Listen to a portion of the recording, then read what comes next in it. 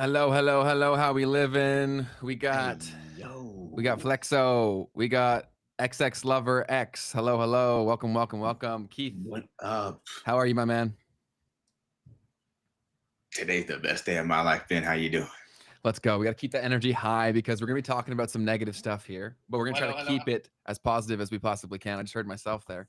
Sorry. And you're good. You're good. Slight echo there. But yeah, we're good. Today we're talking mental health for men in particular, young men.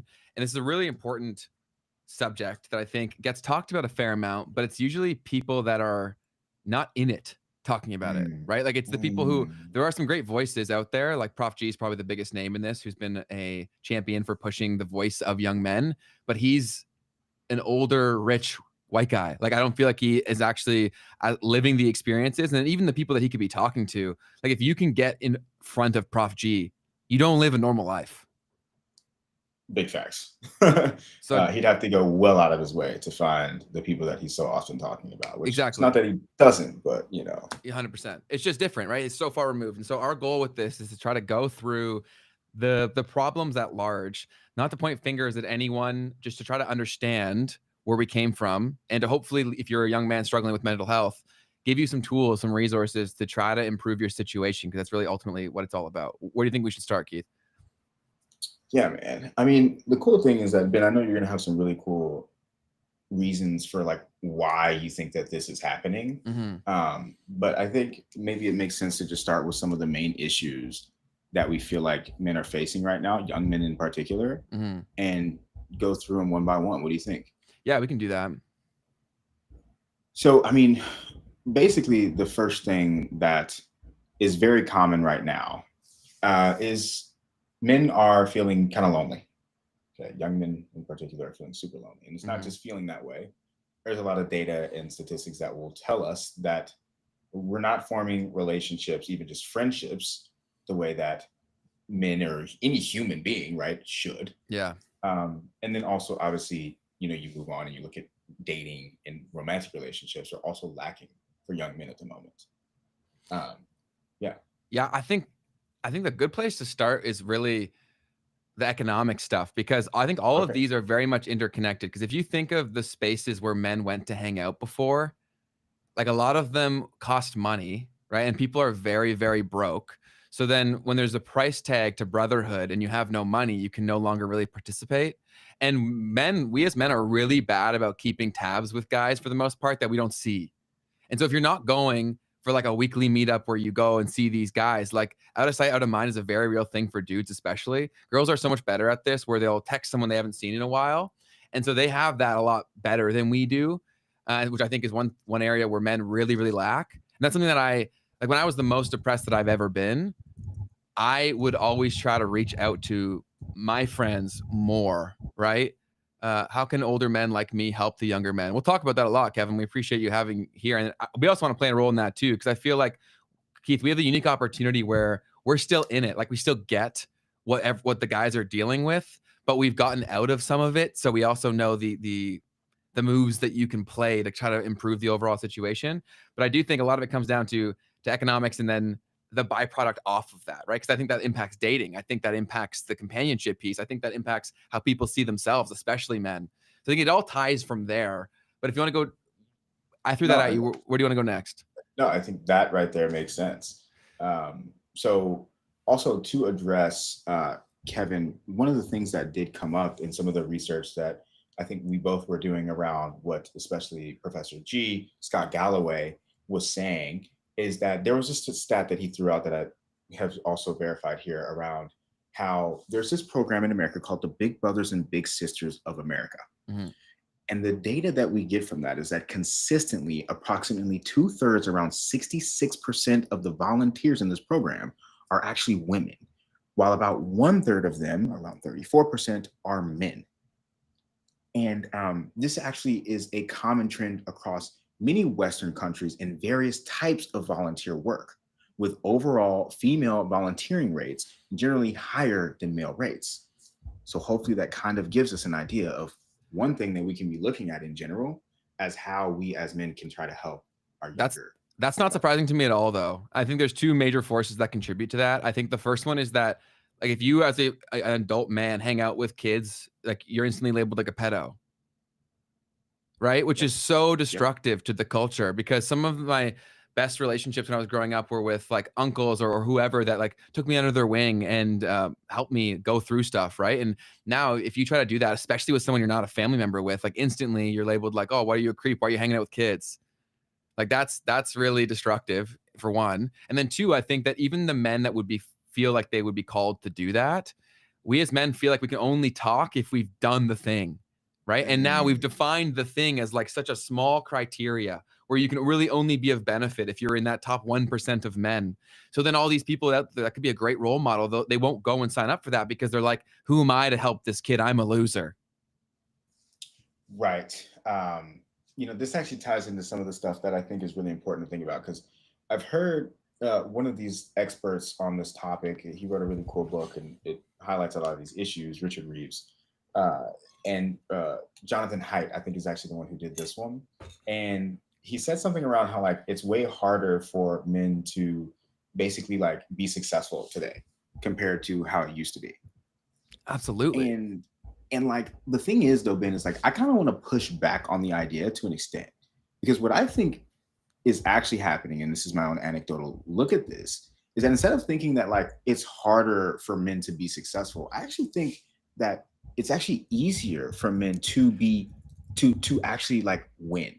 I think it's actually easier right now to be like to make it, but I think it's even harder than ever to be able to survive. And Mm, here's the example that I'm going to give, right? Like, I think you can build a business from your phone, but you can't use a supercomputer to find a job, mm, right?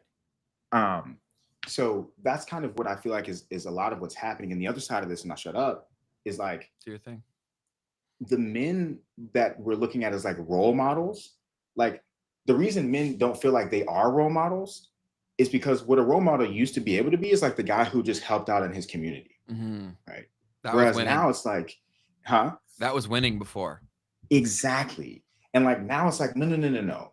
That's not enough because now we're comparing ourselves to, and this is going to be your point, to the people that are on the other side of the planet who are the 1% of the 1% of the 1% of the entire world, Mhm. right? And so this impact, this meaning to have impact has now completely changed. Um, all right, one last thing, because one of the big points is like men need to feel like they're doing something to change the world. Yes. And once again, that used to be going to the local community center and playing ball with the kids, Being a coach, whatever. right? And now it's like, no, no, no, no, no. To change the world, you need to build a super app that's being used by 100 million people around the world and be Hunter Mhm. Isaacson, you know? Yeah. Yeah, which is just the So, reality of the situation is the fact that social media caused almost all of these problems because of the optics of it all, right? And so that's created this massive gap of male role models out there and even what it means to be a role model. So the issue is across the board, right? Because the actual people who should be role models, they don't speak up because they feel like there's not anything to listen to. But the youth are also so misguided that if the guy were to try to come in and talk, he'd be like, "Shut up, Unc. What have you done? How much money do you have? What color is your Bugatti?" Right? So the problem is universal. It's across the board, and I think it comes down to, like I said, social media is one of the biggest problems that has caused all of this shit. But I had a point that I lost there with when it comes to dating too with this shit is that it also people have just quit dating too because of the fact that it's been combinations of efforts, right? Where I found my point now. So when you're okay. like, it's easier than ever to be successful technically, right? But you're fighting all of the programming and the time and money that you spent. The sunk cost is so high for men, right? They went down this path and they were promised a life at the end of the tunnel that they don't get any parts of that, right? And so then to get into that 1% where basically the world is split into either you're up here and everyone else is down here, and that gap is very wide, and the group down here is huge. And so a lot of dudes are just like, hey, yes, it is objectively easier. And they listen to you and I say this, right? But you and I also saw this like 10 years earlier than most people, or 5 years earlier than most people, right? So it's easy to be defeated and discouraged because when you come and try to do it, you're like, how am I going to compete with Keith? He's got 5 years of experience with this whole internet shit on me, right? And then Yeah. if they don't push through, right? Because there's still going to be a lot of resistance. It may be easier, but it's not easy, period. It's just not true, Right. right? It's still really Right. hard, especially to find success, right? I think that's where people get misguided with this whole online entrepreneurship shit, is that they think because I'll come on here and I'll say, like, I'll make it sound so simple, right? It took me 100 times to say it in a way that sounds simple. I've screwed up so many times already, right? And so they look at that and they try and then they fail and they're reminded, like, see, I knew I was a loser. Right? So Mm-hmm. then they don't keep pushing. So you're totally right. The tools are there. It's never been actually easier, but I think everyone's fighting their own thing in their head, and combining with the loneliness piece of men is that I've seen this, right? Like brotherhood across the board, even friends that do hang out, they tear each other down without even realizing it. Because self-deprecation has become a necessity when the only alternative is just like hating your life, right? Because it's either like you laugh, if you don't laugh, you cry. So I think a lot of guys now will constantly like self-roast themselves and not realizing they're destructing their own psyche, right? They're destructing their confidence, and they don't understand that they're pushing women away too because they have no confidence. And they're doing it to each other. Like I hear even amongst my own friends, I always try to stop them. I'm like, guys, do you hear what you're saying about yourself and your friends? You can't say that shit. And it's different, right? Because you can make a joke about me for something that is like, we're shooting the shit, we're friends, right? But there's lines. And when someone's down bad, you don't pile up on the guy, right? So many men are down bad, but we're still piling up on each other. So it's like, yes, you can make a joke about me because like I've sorted things out in certain areas, like make a joke there. Okay, cool. But when there's something you can't change, that's when the line is there, right? And we're For all in sure. that camp. For sure. That's an interesting point, that like the thing that's a greater economic and social economic force, right, is something that people are potentially being like ragged on for. And that's tough. I mean, you see it on Twitter all the time. It's like this super toxic space of like, what are you doing? You haven't built a app with 10 million users yet. Like, Mhm. what are you doing? And like it's meant to be like motivational or whatever. Mhm. But it's like It's not very it's helpful. not helpful at all. Like that's not No. helping anyone. Like, come No. on. And I think the goal with this whole episode is to try to poke every point, right? And hit all the different perspectives so that you can see it from a broad perspective. Because I think most of the issue with all of this is that we can't have dialogue because there aren't people that know enough about the other perspectives to have a conversation. As someone who has studied social media content for like 7 or 8 years, I've had to grow audiences for the different members of these conversations, right? Like I've grown shit for women, I've grown shit for men. So I've seen what they resonate with, right? I've followed the numbers, the metrics, and the change in behavior. So really our goal here is just to like see every perspective. Because like also with girls in general, I think the easy thing to say is that girls are the root of our problem, right? They're like, that's the easiest thing. The whole red pill movement, all that stuff is like, oh, women are the problem. And that's such a cop out. Like that's just so unbelievably untrue. But it's hard to argue that to a man when he goes out into the world and experiences things that are really bad, right? Like when he goes and tries to date and he's forced with the reality of dating in a big city, it's hard for him to say that girls aren't the problem, right? Which they're not, obviously, but he's like, how can you say that when I'm going through my life and I can't get a girl to date me and I'm doing everything they tell me to do? Because their criteria is 6 foot, 6 figures, 6 inches, right? And like you can say that that's not true, bro, but I live this, man. So as a man who just barely cracked the 6 foot club myself, okay, when I was Oh, on the dating congrats. apps, thanks, brother. I owe my dad. He's taller than me, and he tells me every time I ever talk to him. But so when I would go on the dating apps, one time I forgot to change my height. Okay, so it was the default 5'5" or whatever. Okay, I got no matches. And I was used to getting some matches, right? So I'm like, what the hell's going on? And then a girl actually messaged me and she's like, I think you have your height wrong. You seem taller than a lot of your friends in the photos. Like, I don't think you're 5'5". And I was like, oh my God. I switched it, started getting a ton of matches because they Wow. can filter the searches by height. Wow. So So men won't literally, even show up. you won't even be visible. And so like that, Wow. so when we say that men are quitting, men are very logical creatures to a fault, right? Like I can think of times when like my most recent experience in battle with mental health, I legitimately wanted to unalive myself because of my situation, right? But I thought about it like very pragmatically. I wasn't on a whim, just like, I don't want to be here anymore. I went through all of my options and made a decision where I was like, this is the best option. And I think that's what men are doing all over the place.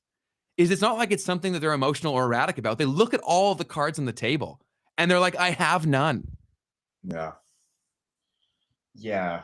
And like the thing about that is it just doesn't, it kind of loops on itself, right? You don't get any of the, you don't show up right in the searches, just as an example. You don't you're invisible even in real Yes. life. um and then from there it's like, well, now, um what am I going to do? I'm either going to lock in, right, and like try to like become the best version of myself, or Yeah. I'm just going to completely give up and feel hopeless. It, um and both are and I kind of don't, shit yeah, options, to be honest. Because like the lock-in thing, you will figure it out typically. But also, man, as someone who has like figured it out, if you weren't like me, the chances of you yeah, figuring it out are so much lower. Like they just are, right? And so it's easy for yeah, me to sit here and be like, you can figure this out. But realistically, I'm I'm the anomaly when it comes to entrepreneurship. Like I was born to do this, and it's still hard as shit for me. Like it right, is, it is easier than it's ever been, but it's not easy. And I think that's the bullshit that gets spewed a lot. And from a logics perspective, or like a psychology perspective here, is that if you're watching this and you're wondering like why are you constantly reminded that you're not successful, it's because social media algorithms, they reward anomalies. But our brains, we can't distinguish between something being real on the screen and something being real in real life, like the actual circumstance, the numbers, the data. So whatever you see, that anecdote is incredibly powerful. So whenever you go on social media and you're constantly being told that this 19-year-old made 100 grand in a month and you make half of that a year, that's why you think like a loser. There's way less people that are in that camp than you think. You're just being, just millions of people are seeing it, that it makes it seem like it's very common. yeah, for sure. And it sucks because it definitely skews our own expectations as well, and even skews Totally. like what what you can even be satisfied with as just someone who's living their own life without other people being involved. Totally. And And it, that's the big thing that I've learned. it comes down to cost. Like, so real world shit is the cost of living has gone fucking insane, right? So like that is a very real thing that you need this money. And then it's tiled like dunking on you is the social implications of it, right? Like when you think about it, right? Because yes, objectively, it is super super hard, and now the expectations have actually gone up. So ironically, right? It's been so hard to be economically successful as a man. It is incredibly difficult so now, and the expectations of women have gone up, not down. Right, So right, when like the right. whole market is in the shitters, their expectations are higher. Now think about what that does on a social level, right? They all maintain this expectation level. They're not refusing, so they're refusing to budge on it. So they'll all date the same guys, man. I see this, dude. They all date the same guys. It's not good for men when this gets created. It's not good for women when this gets created. It's created this shit show, right? Where I think that one of the biggest problems is that we've all been getting advice from very bad places, right? Like I talked about this before we started recording, where Call Her Daddy was destructive to the dating market. It was one of the worst things to ever happen in dating because it happened right before COVID. They really blew up, okay? And they really became the role models for female content creators. COVID then happens. We're all locked inside and everybody wants to become a content creator. Who's their biggest role model? It's them. And it's a way to guarantee success is if you're toxic and you want these things and you're willing to do this, you got a guaranteed audience. And then a few years later, now it's not just Call Her Daddy saying this, the entire internet is saying this because they created parrots trying to emulate their success. So then, like, what these girls probably didn't even actually agree with the things that they were saying when they made this content. It just performed really well. And then their monetary like relationship was now attached to it, right? Where they're living this awesome lifestyle. Now they're in this top 10% women, whatever, right? And they now have to Mm, keep doing that. So then it actually right. does become something that is their thought, but it wasn't theirs to begin with. Yeah, I actually have no insight on that whole side of the internet. I mean, how did you even like figure out about the Call Her Daddy thing? I've heard the name tons of times, So but I know so nothing I've been about it. studying social media for, like I said, almost a decade, right? And so Call Her Daddy had a moment in time that was unlike anything else before because they filled a gap, right? There were all these bros talking on microphones, and there was no space for women to get the amazing parts of a podcast for them, right? And Mm, so this was the first one that reached the zeitgeist of like all women everywhere. It was a cultural phenomenon. As I spill my water, geez, it was a cultural phenomenon, right? Like it was everywhere, and girls in college were loving it. They were all listening to it. They were sharing it with each other, and the subject matter was pretty vulgar and like not conducive. Call Her Daddy. What is that? So Call Her Daddy is the largest female podcast, I would say. Mel Robbins may have overtaken her, but I don't think so. I think Call Her Daddy is still the biggest one. It was a Barstool show. And like the show isn't the problem. What the show created was the problem, right? Because that was the proven formula that female content creators could go and they knew that if they did this, they got views.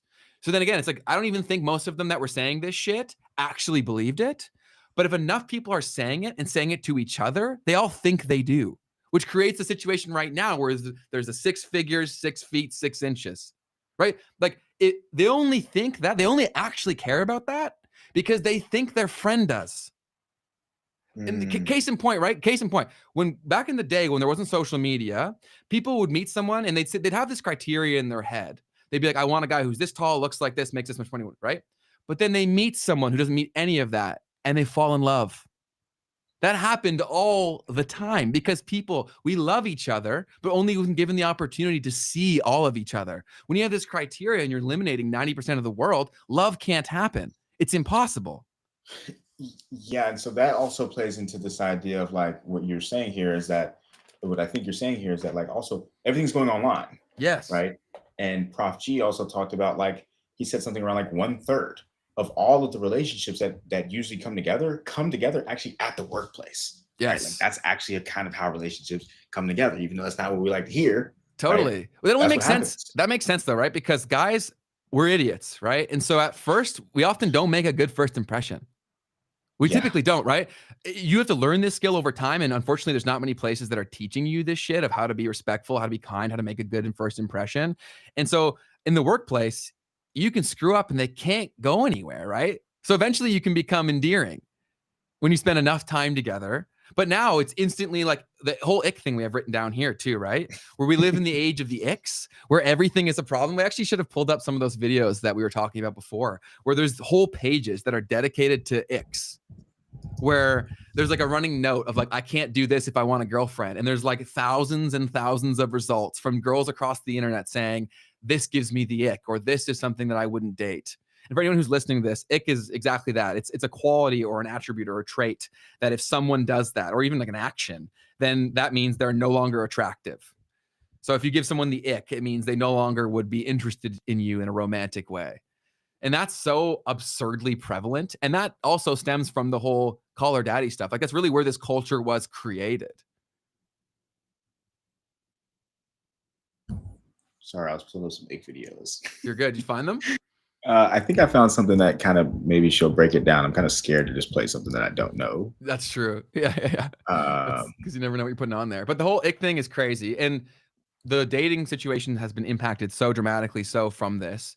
And yes, it's because the optics. And this is also really, really true, is that when you think about it to its core, the problem with social media from the dating perspective is that if you're active on social media, especially as I guess both, this goes for men and women, you're thinking about what this says about you on your social media when you post the boyfriend or girlfriend. That's like people are more focused on that than the person they're dating.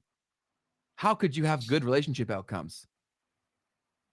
Yeah, there's something very, I always thought that was super weird, but I think like people our age were the first ones to really like go hard on that, Yes. to where it's like your Instagram page becomes like this place to display your love life. Yes.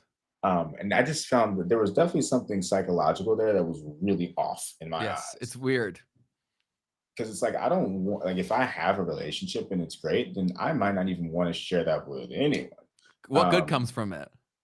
exactly. Like now Nothing. you're bringing all kinds of outside stuff, and Yes. it's, you know, potentially just immediately going to cause you issues.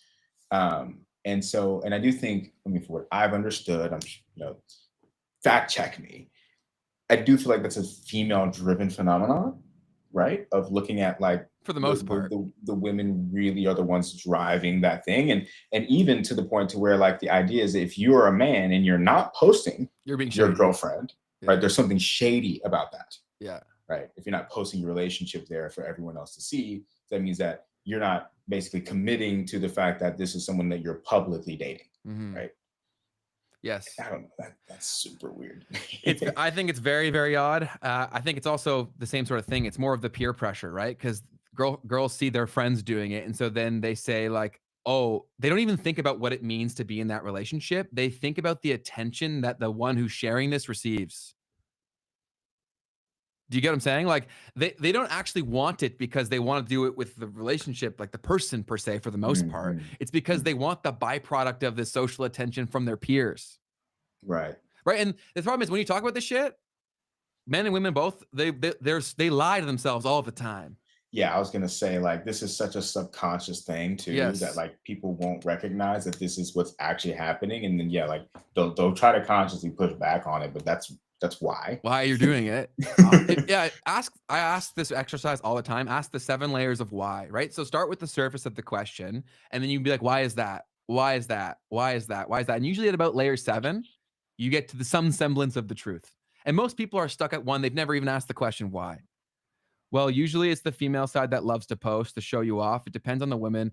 Women nowadays just love to post for the sake of posting. Well, it's been a culture thing, right? Where that's just something that's become so normalized where like that's what they do, right? Like and if they don't, it's like also they don't get as much attention from their friends and stuff too. So it plays into so many things.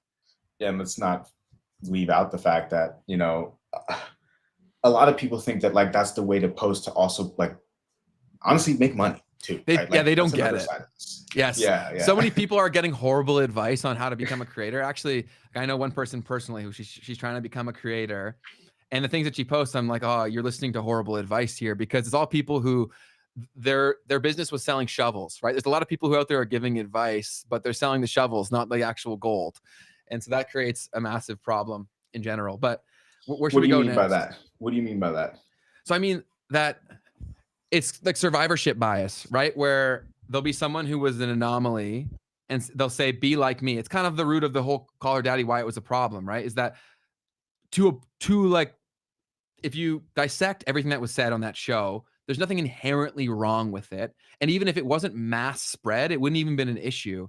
But the problem was that they gave experiences of like the top 5 or even like 1% women. Like they were objectively very good looking women, very intelligent, like very well spoken. Like they had everything going for them. And they were saying, live life like this.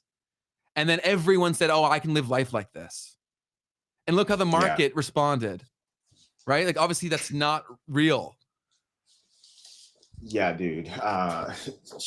It's so wild to see like how far off or how quickly things also kind of changed on like the social media game. Because like back in the day, like you could just like post your life or even just early TikTok.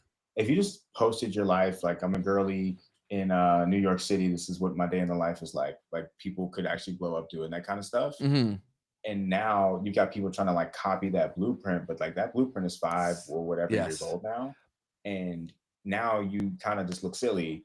And what you're really doing is Destroying purely your for life. vanity. Yeah. And it's not getting you anywhere. Uh, and it's making you, it's definitely going to be affecting your personal relationships, probably yourself, your own self-confidence. Why am I doing this? Um, and like you said, asking those questions of why, and then you'll get to the point to where if you're trying to do social media, you're actually trying to do it, by the way, like Yeah. you'll recognize that like that's not the way to do it. And instead you have to find ways at this point to kind of be valuable or extremely entertaining, one of the Yeah. two. um but yeah, all of that kind of tying back to this idea of like posting your partner. It's like, well, nowadays like that's not even what social media is, right? Like Mm. it's not even social media anymore. It's interest media, right? So you're Yeah. kind of playing a completely wrong game of like Yes. what's actually happening on social media if you're still in that kind of a world. No, that's a very good point, is that the game's changed so dramatically, but the blueprint that they saw that worked when they finally had the courage to go try, yeah, it's Mm, completely outdated. And then now the byproducts of that is what we're seeing in practice now. And it's true, man. Like I honestly I get why a lot of men have given up on dating. And whenever you say this kind of stuff, girls are always like, "You're so lazy, you're making excuses." It's like, go try to do the things that you're expecting, right? I love the whole videos where people have they call it the female delusion calculator. Have you ever heard of that? no. Okay, so again, I can't fact check to how accurate the numbers are, but basically they'll go up to a girl and they'll say, "What is your ideal man?" And they'll say this criteria, this criteria, this criteria, and then they show a number for how likely it is to find that person or how many percentages of the population falls into that category basically. And it's usually like less than 1% for the things they're looking for. right? And so it's very funny, and it's obviously like hyperbole. Why are you laughing so much? What's up? Because I found a website, guys, where you can go and you can do this in real time. Yeah, yeah, So that's what they use let's the do it real videos quick. for. Yeah. So, so you have a female delusion calculator on igotstandardsbro.com, and it uses data from the U.S. Census Bureau and the NCHS. And so Wow. you can come in here and actually pick the age. Let's do a Yeah, why don't we pick the 25 criteria that they would whatever. normally do? It'd probably be like 25 to 40 is what I would say. And Yeah, I think that's exclude good. married men because they would say that, right? We'll even be generous. I hope they would say let's that. leave any Yeah, no race. race. Yeah, yeah. Height, got to go 6 is, 6. yeah, Yeah. 6 is fine. Exclude obese. Exclude obese. Exclude obese. We'll do Yes. 100K. Yeah. We'll We'll do keep it really 100K. simple. Like they probably think Yeah, that's like chump change, right? yeah. Let's see what we get.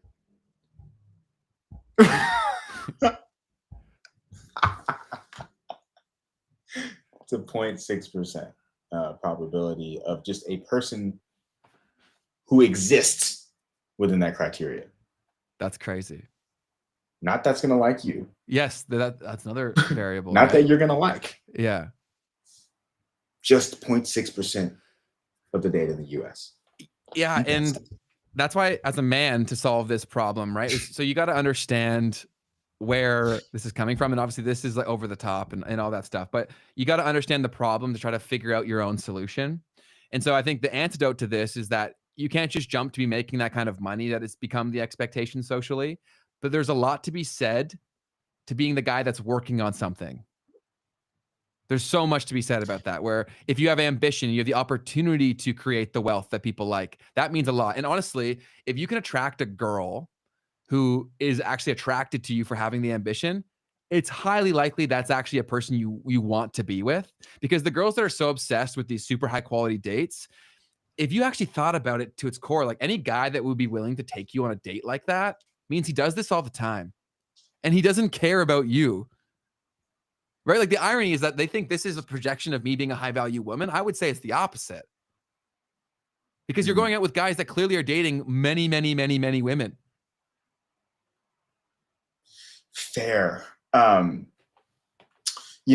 I actually was literally having almost this exact conversation with someone the other day on a roof. And we were talking about this idea of like, as a man, right? Do you try to find a woman who will mess with who you are now, right? Before you're like where you want to be in life? Or do you just lock in and become that person and then, right, attract those people to you? Now, I've been thinking about this for years. There's trade-offs, right, to that. Because if you're able to find someone who can see the future and the promise that you have as a man right now, well, that's great, because now you can kind of trust that person to not be using you, right, as you get to where you're trying to be. And also, how great is it to build and do that with someone? I imagine that's fantastic. Whereas on the other hand, if you make it first, well, then you might actually have to be like busy hiding how successful you are or just who you are, period, to make sure that people aren't trying to take advantage of you all the time. Or what can happen is another conversation I had with someone is like, actually, you'll be forced, is what some happens to some people, to actually not care if people are using you or not. Yeah, you just have to take it. Yeah. And you just roll with it and you just become that guy that just takes all these women on all these dates and doesn't really care whether or not someone's trying to use you, because you get whatever it is that you want from the situation anyway. Yes. Now that sounds tough. But the last thing on that was what we kind of came to the conclusion of, or what I came to the conclusion of, was like, well, if you're a guy who's not where you want to be yet, and you're trying to find someone, then like you probably have to go out and actively find her, right? They won't come to have you. to put in that work, exactly. Whereas if you get to where you're trying to be, they come to you. Actually, all of that is going to come to you, and then you sift and sort. So, anyways, just some stuff that no, that's a very real situation, right? Because then that creates a problem for men, because they have to try to grind to get through. And then how do you do that and also meet someone at the same time? It becomes really difficult to do that, because the kind of work that you're going to have to do on evenings and weekends, especially if you have a job and you have bills to pay for, to build your own thing, to get out of all this and make the money that you want. Because I think now people are waking up more and more every day, Keith, the fact that they were sold a lie. The system, or if they go through it, they get the degree, they walk into this mid 6-figure salary and a middle-class life. Everyone's waking up more and more to the fact that that's bullshit. So then now they can't quit the job because they still have bills to pay, but they want to go build things on the side. So then as a man, like, how do you even really go out and find them? You're pretty pressed for time. I think my best advice would be to be in spaces where you can meet them while doing things you have to do anyways. So I'm a big advocate of, I know it's expensive to go to a nicer gym, but I think there's a lot of value in going to a nicer gym because you're going to be around people that are willing to spend that extra money on themselves. And so I found a lot of value in that from networking from a guy's perspective. And also there was tons of women there that would have been viable partners. Oh, that's probably some of the best advice. Women leave it out because it actually more directly than anything actually applies to you getting where you want to go in life. Mm-hmm. Dude, spend a couple $100 a month on a gym membership, you will meet some crazy elite people It's depending on worth where it. you are in the world. It's worth definitely worth it. It's definitely worth it. And get there early or something too. That's another tip on that. I met the mayor of my city that way, CEOs of banks, crazy stuff, NFL players, by going to elite gyms and being there early in the morning. Yeah, it's a great hack. One of the biggest points we have in here is the whole gambling epidemic. And we're going to do a whole episode on the whole gambling problems in the coming weeks. But one of the other massive problems that men have is that, yes, you're strapped for cash, but most men have some cash and they're putting it into the horrible places, right? They're putting it into OnlyFans. They're putting it into gambling, right? They're putting it into places that literally lights it on fire. So the same guy who will say, that's crazy, I'm not spending $300 on a gym membership, if you were to go look at his FanDuel account, he's probably lost that in the last week. Crazy. And you've talked about one of the things about this in the past to where the problem with the whole gambling epidemic is, you've said this before, Ben, it's like it doesn't really show up. So it's something that people are doing in private, right? And so it can be done in private. Let's put it that way. It's typically done in private. And that prevents people from being able to intervene or do anything, or for anyone to have any support system around it, because no one even knows that you're dealing with this addiction. I love that that's actually, so I am building that anti-gambling app that we've talked about a bunch on this show. And that's actually the core feature, is if they want to use a gambling app, it sends their companion or whatever, like their accountability partner, a text.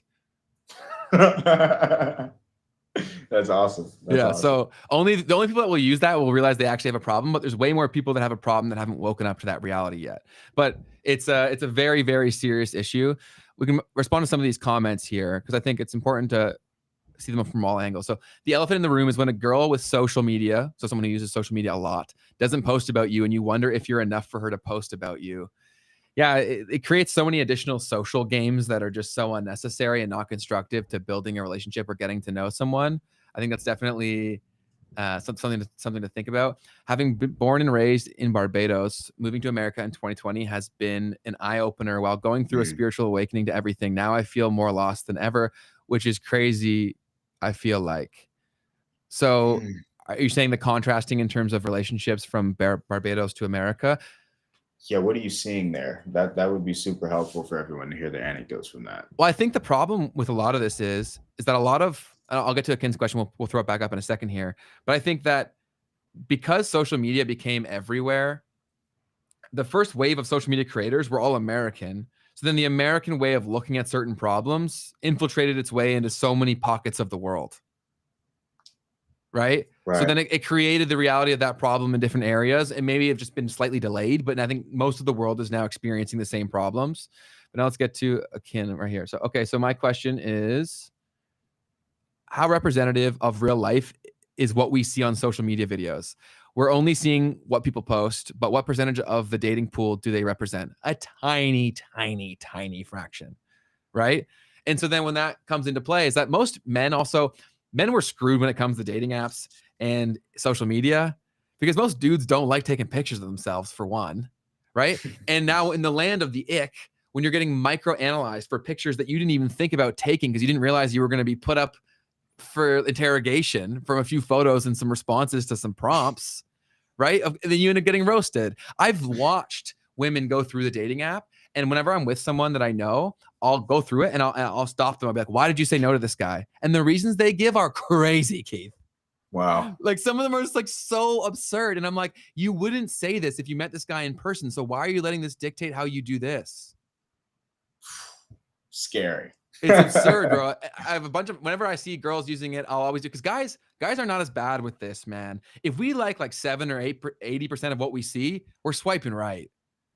Right? Like Yeah. I have very few, even when I was dating, I had very few like absolute deal breakers. Yeah, I mean, there's actual research around this that's been done. I don't have the stats on my hand. Scott Galloway talked about it. He said there's some stat around how like women, if presented with the option to take a man who has like 80% of what they want in a man, it was like 70% of them will say no to that. It's crazy. Which for if you flip flop it, it's literally the exact opposite, where like Yeah. 70% of men will be cool with a woman having 80% of what they want. But why is that though? Because girls have to pay a way higher cost to their friends. Exactly. Yes. To their friends and in their entire life, right? So because the cost of a woman making the wrong decision with a man Yeah. can be way worse, right? Than the Physiologically. cost of, yeah, exactly. Like the actual biology of it is way different too. Oh yeah, big time. 110%. That only makes sense. We got some here too. So please amplify the gambling problem. Yeah, this is something that we're gonna be talking about a lot, Carolyn. I know I'm literally making that app as we speak. I literally have my designer working on it literally today. Even Robert is pursuing increased platforms for sports waging. It's because it's becoming as acceptable as drug called alcohol. I would say it's even more prevalent than alcohol, which we talked about before, Keith, because there's no Much degree faster. of friction, right? Yeah. You can ruin your entire life via gambling and you don't smell like booze. Same way I said you can open your phone and start a business on your phone, you can Yes, also open your destroy phone your and life ruin on your it. life. And what's easier, Keith? What's easier? Yeah, definitely way easier to destroy your life on that thing. Right? Let's But be the real. outcome if they win is the same. If they win in gambling, They think it's the same, right? So of course that explain that. so the men were very like analytical. We want the end destination, right? And so we're told there's paths towards the end destination. The gambling is Okay, something I can do right now. And if I win, I get that destination right now. Okay. gotcha. But they look at the alternative. They're like, I'm probably not going to grind for the next 10 years. I'm not willing to do this for the next 10 years. They look at all the options on the table and they're like, whatever, screw it. Let's put it on. Right. And then they'll win Yeah, a little bit and then they keep going back to the well. Like I have so many friends that are, I would consider gambling addicts, right? They wouldn't because the society has not woken up to how serious this problem is. Like no one's talking about it. Maybe because there's so many lobbying dollars from the actual gambling companies that are making so much money. But it's crazy. Like we're early. Like I was saying this shit, wanting to build this app literally over a year ago, and I saw no one talking about it. And even as I was doing market research for the app that I'm building, I went and looked at the content creators in this space, Keith. There is nothing. It is so the blue ocean, but it's like I was shocking. It made me so sad to think about how little support there is for this massive epidemic.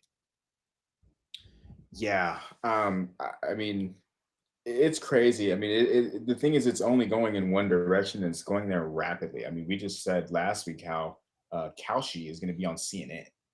Um, so you've already got financial markets. You've already got sports and sports gambling. You've already got online actual blackjack and poker and all that. Now you're going to have prediction markets where young men can kind of come out and just like gamble on literally just about anything. Anything, which is so bad, dude. Yeah, yeah. I think it's important to talk about this stuff too, because like, have you read Jay Huron's comment here? Because I think that's important to talk about, right? Because I think that's like the whole red pill movement is the approach that is taken here. Do you want me to throw it on the screen? Let's see what he said. So men have an advantage over women if we would just stop being simps and think we need them. So I don't think that solves the problem. Men do better on focusing on themselves and in small groups. If you need a woman, you can just rent one. So I don't Oh, fully agree with that perspective. oh. So but that's also important to why I brought that up is because that's what's been created, right? The whole red pill movement has become a thing because people feel like there's no other option. And it's hard to even argue with them because people just feel so defeated. And there are solutions, but they just feel like no one has them. Right. So like how do you improve this situation from a dating perspective, Keith? Well, one thing I also want to comment on from that comment from Jay Heron. I mean, look, the truth of the matter is that there's actually been a lot of research that's been done to say that men emotionally actually benefit from relationships more than women do in this regard. Mm, If a man gets divorced from a woman, they are much more likely to end up addicted to substances and or committing, getting rid of themselves, mm, right?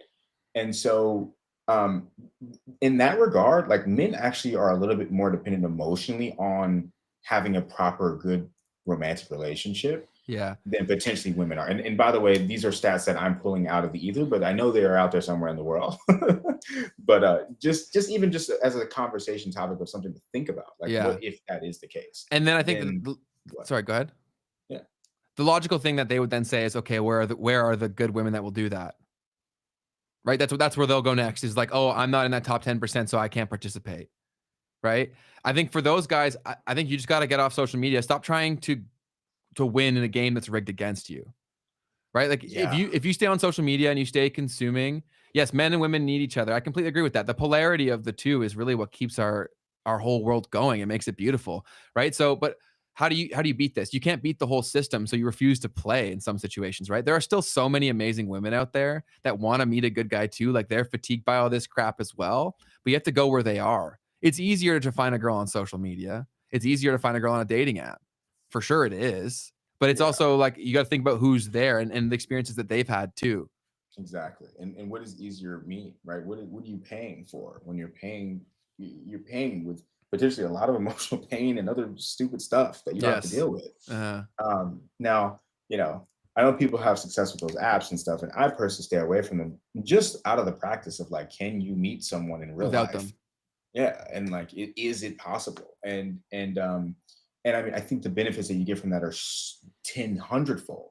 I think it really changes the dynamic of how you look at your fellow human being in the world. Because what happens when you don't have to filter also based off attraction, period, right? When you don't have to filter, we don't have to know that someone is attracted to you, then you don't have to have the intention of having a relationship with someone to be able to talk to them either, Mhm. right? So now you can talk to someone without thinking, oh, is this going to lead to something? Like you can just talk to Just them like talk. they're another human being. Yes. And then you'll figure out whether or not there's anything like that even in the air. Yes. And I think that's super powerful too. That's one of the best dating hacks there is to stop putting the stakes so high on everything, right? Just see if you like the person, see if they like you. It doesn't have to be that big of a deal. And if it doesn't work out, it's not an indictment on you, it's an indictment on your compatibility.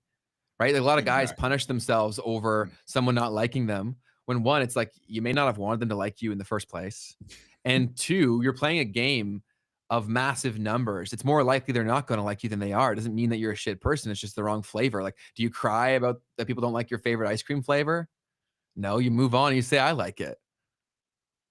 Yeah. And I'm just thinking to myself now, like, how much more crushing is it to, I don't know, I'm imagining matching with someone on a dating app, you meet up with them in person, and then you realize that even though you're trying so hard or whatever, that this person actually doesn't like you, even though that they were attracted to you. Yeah. And like, versus if you had met that person in person, then that would have been figured out real quick. Hmm. And you wouldn't have even thought that you had a chance or whatever with this person. Wouldn't that be a little bit better for you, my guy? Like, wouldn't that feel a little bit less intense? I don't Hmm. know.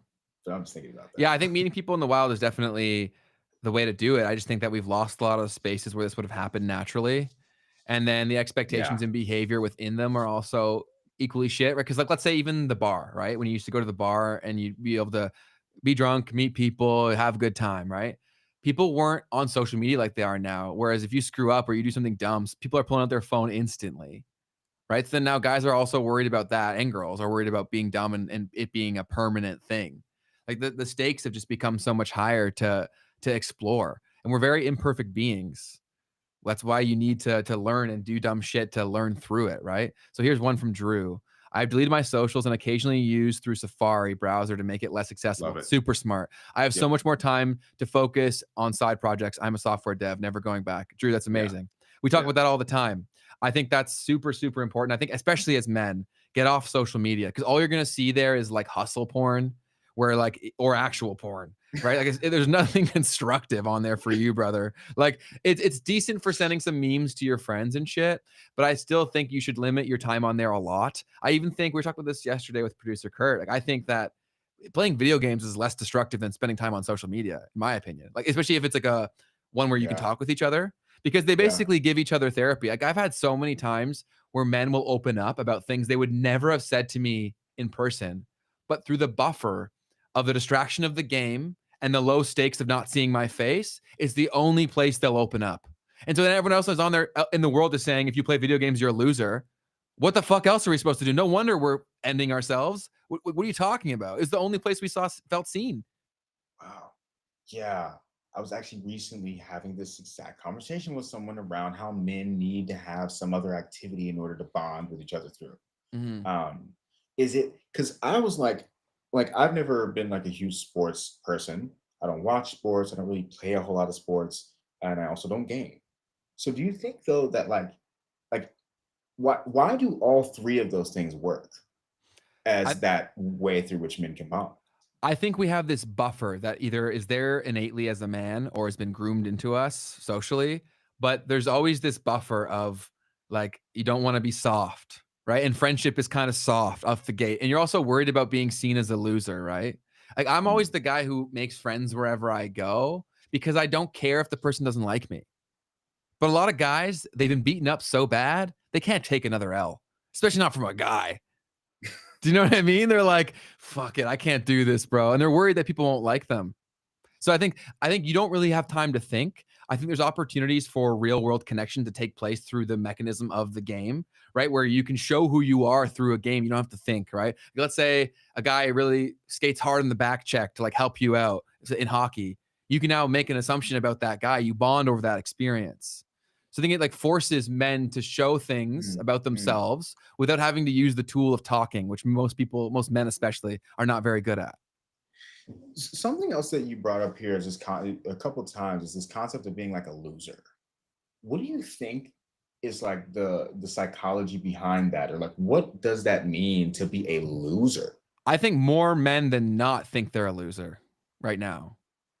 I would say grossly the other way that probably 99% of men, even the ones that fit into that category that we've created, I can say personally, as someone who's in that category, I feel like a loser every day, right?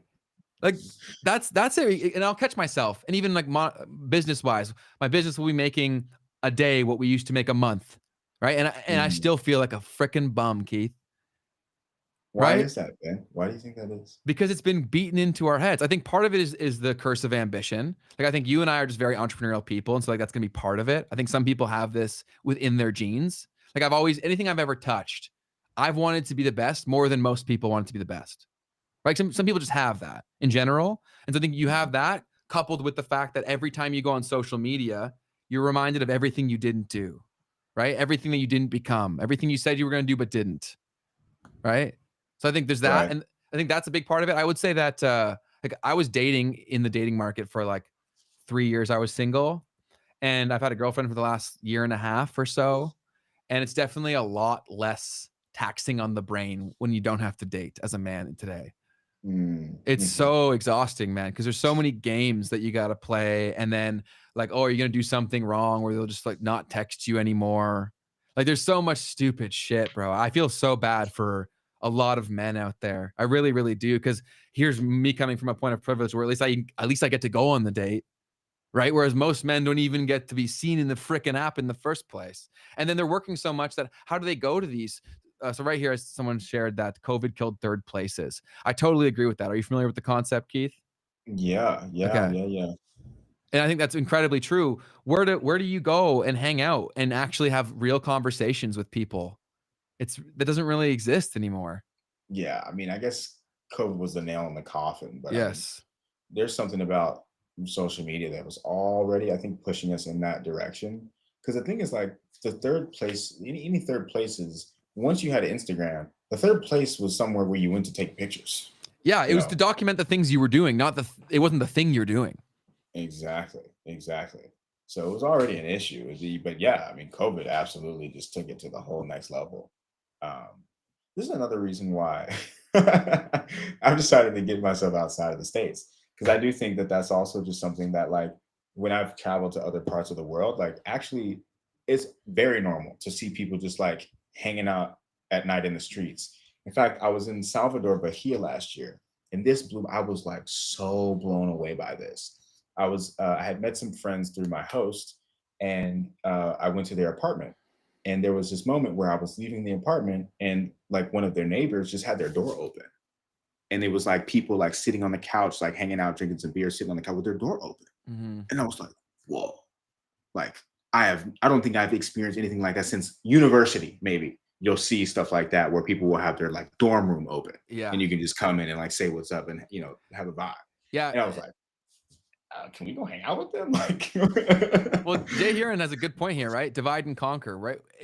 All of this stuff has really split us into groups, and we're not as inclusive anymore. There's always a reason why someone shouldn't be around.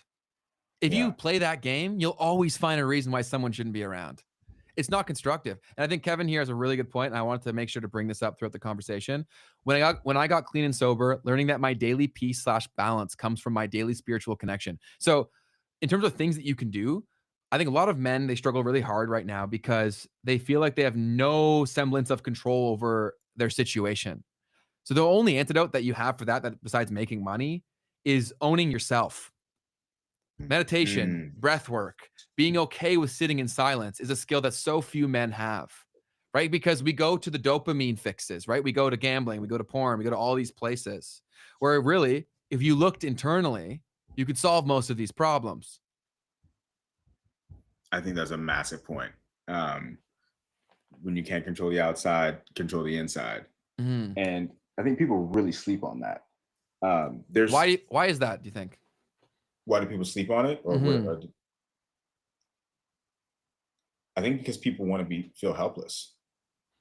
They want to feel like there's nothing that they can possibly do, and that nothing's their fault, and that it's just the circumstances of the times that they're living in. But the reality is like you want to take that one thing that you can do and just get that on your side, because the rest of it's not going to necessarily get any easier, any better, and you don't have control over it. Yes. So People forget that. Go ahead. You got something else? the actionable thing, start to It's meditate. it's free. Yeah, go to the gym, dude. And that one's something that might not be as free. Go for a run and just actually do it.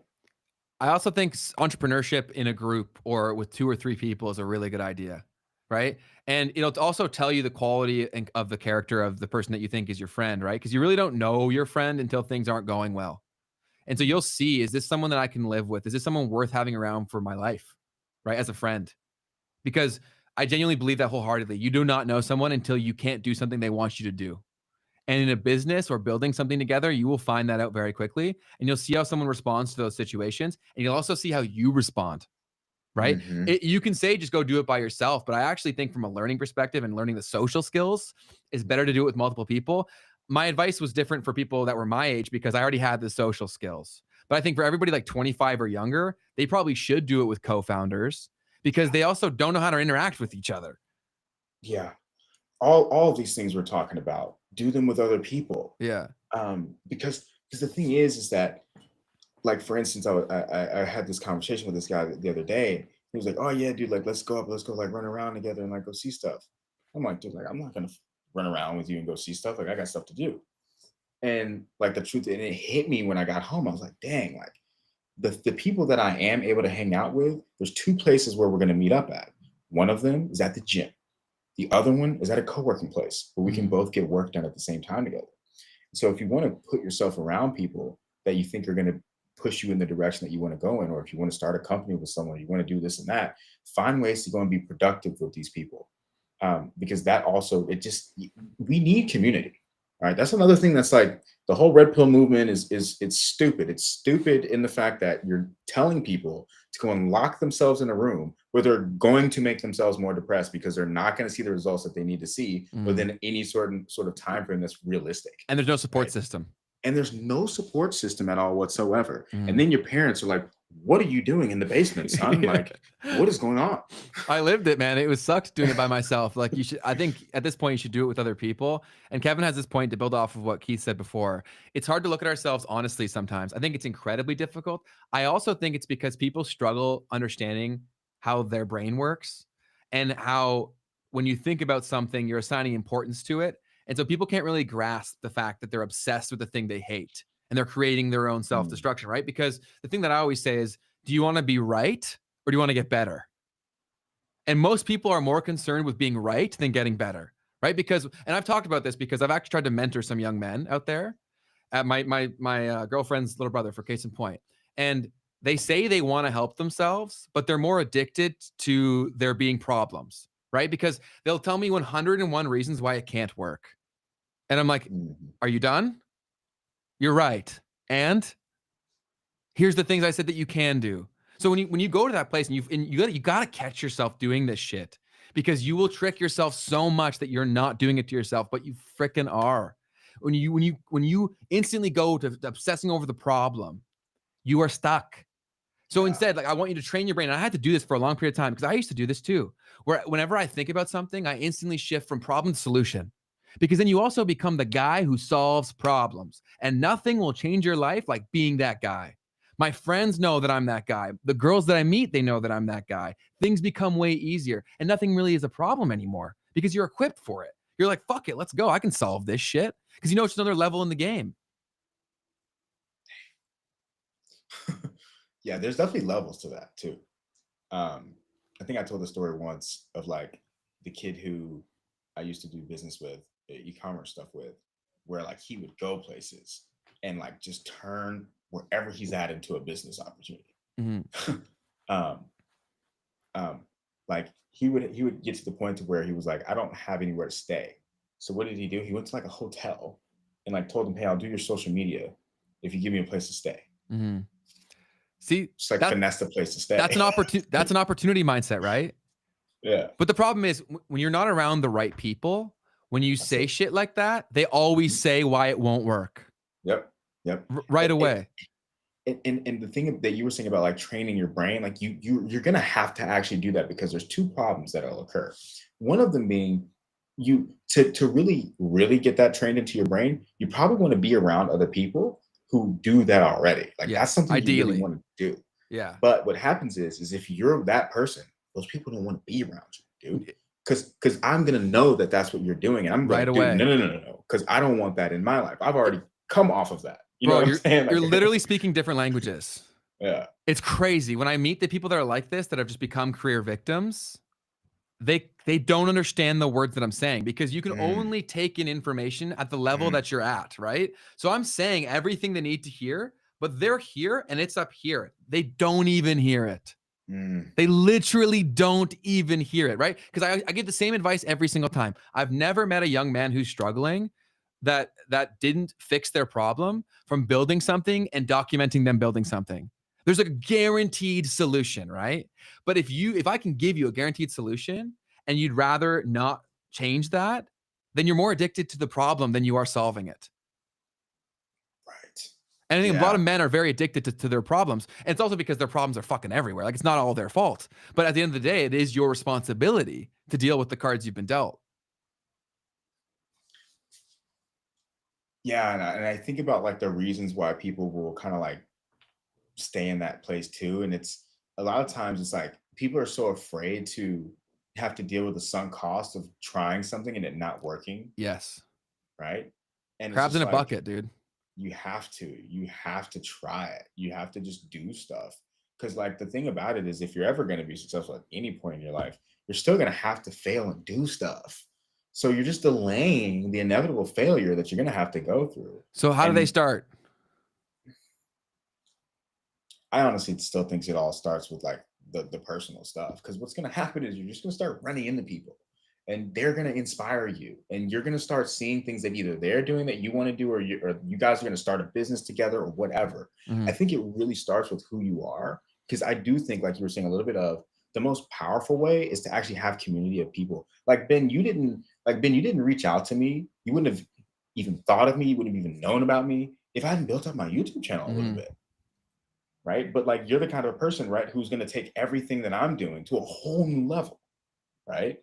And I think that that really is what it comes down to is like, what are you doing to improve yourself? Are you going to the gym? Go to the gym or work out or run. Get up early in the morning if you can and do that. Because what happens is you're just going to start running into these people. Mhm. And if you're not, then you need to strike up the conversations yourself. Because that's another thing. I'll just quickly speak on that. I came here to Bangkok and I realized very quickly that like the other Westerners here are not as open and friendly as they ought to be. And so I said, okay, that's a problem. I'm going to solve that by being the person that I think they ought to be. Mhm. Right. And I'm going to talk to them and I'm going to figure out who is in my vicinity because I know based upon who I am and the places that I'm going that there's probably some really cool people around.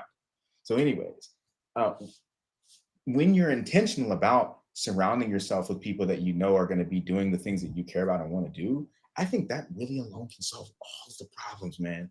So that's what I would say.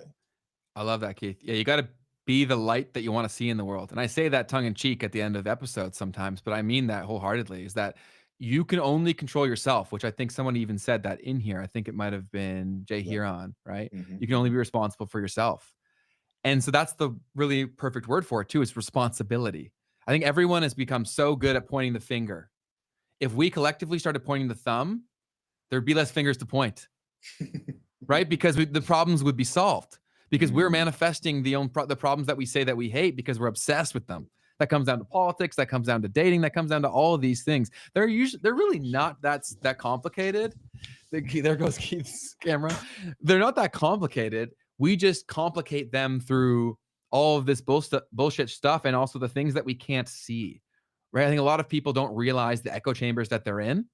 And so it makes it super hard to have conversations that reach across the lines of these different echo chambers, which is really what I hope for this show to eventually become, is a place where you can come and regardless of what you look like or your status, you can come in, learn something, and leave a little bit better. And we will too. That's ultimately what I hope to create here. But there's not many spaces like that even exist on the internet, which was to bring back to my core point of how do you change this right away?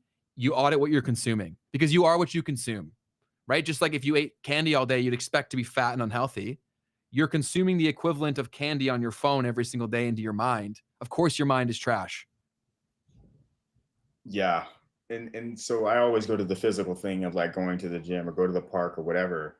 But like there's the mental gym too, right? You Mm-hmm. gotta have that together because if you go to the park and you're mentally weak, people still aren't going to necessarily resonate with you too, to be fair. Right. Also, shit like this, much like the community piece you talked about, if you and your friends watch the same podcast, you guys have so much shit to talk about. When you live in this echo chamber of your For You page, how do you talk about shit really? Because it was such an individualized experience. Whereas when you guys are both in this podcast together, you hear every point that we make, you come to your own points and conclusions, you teach yourself how to think, you teach yourself how to politely argue with each other to lead to a better outcome, and you bond.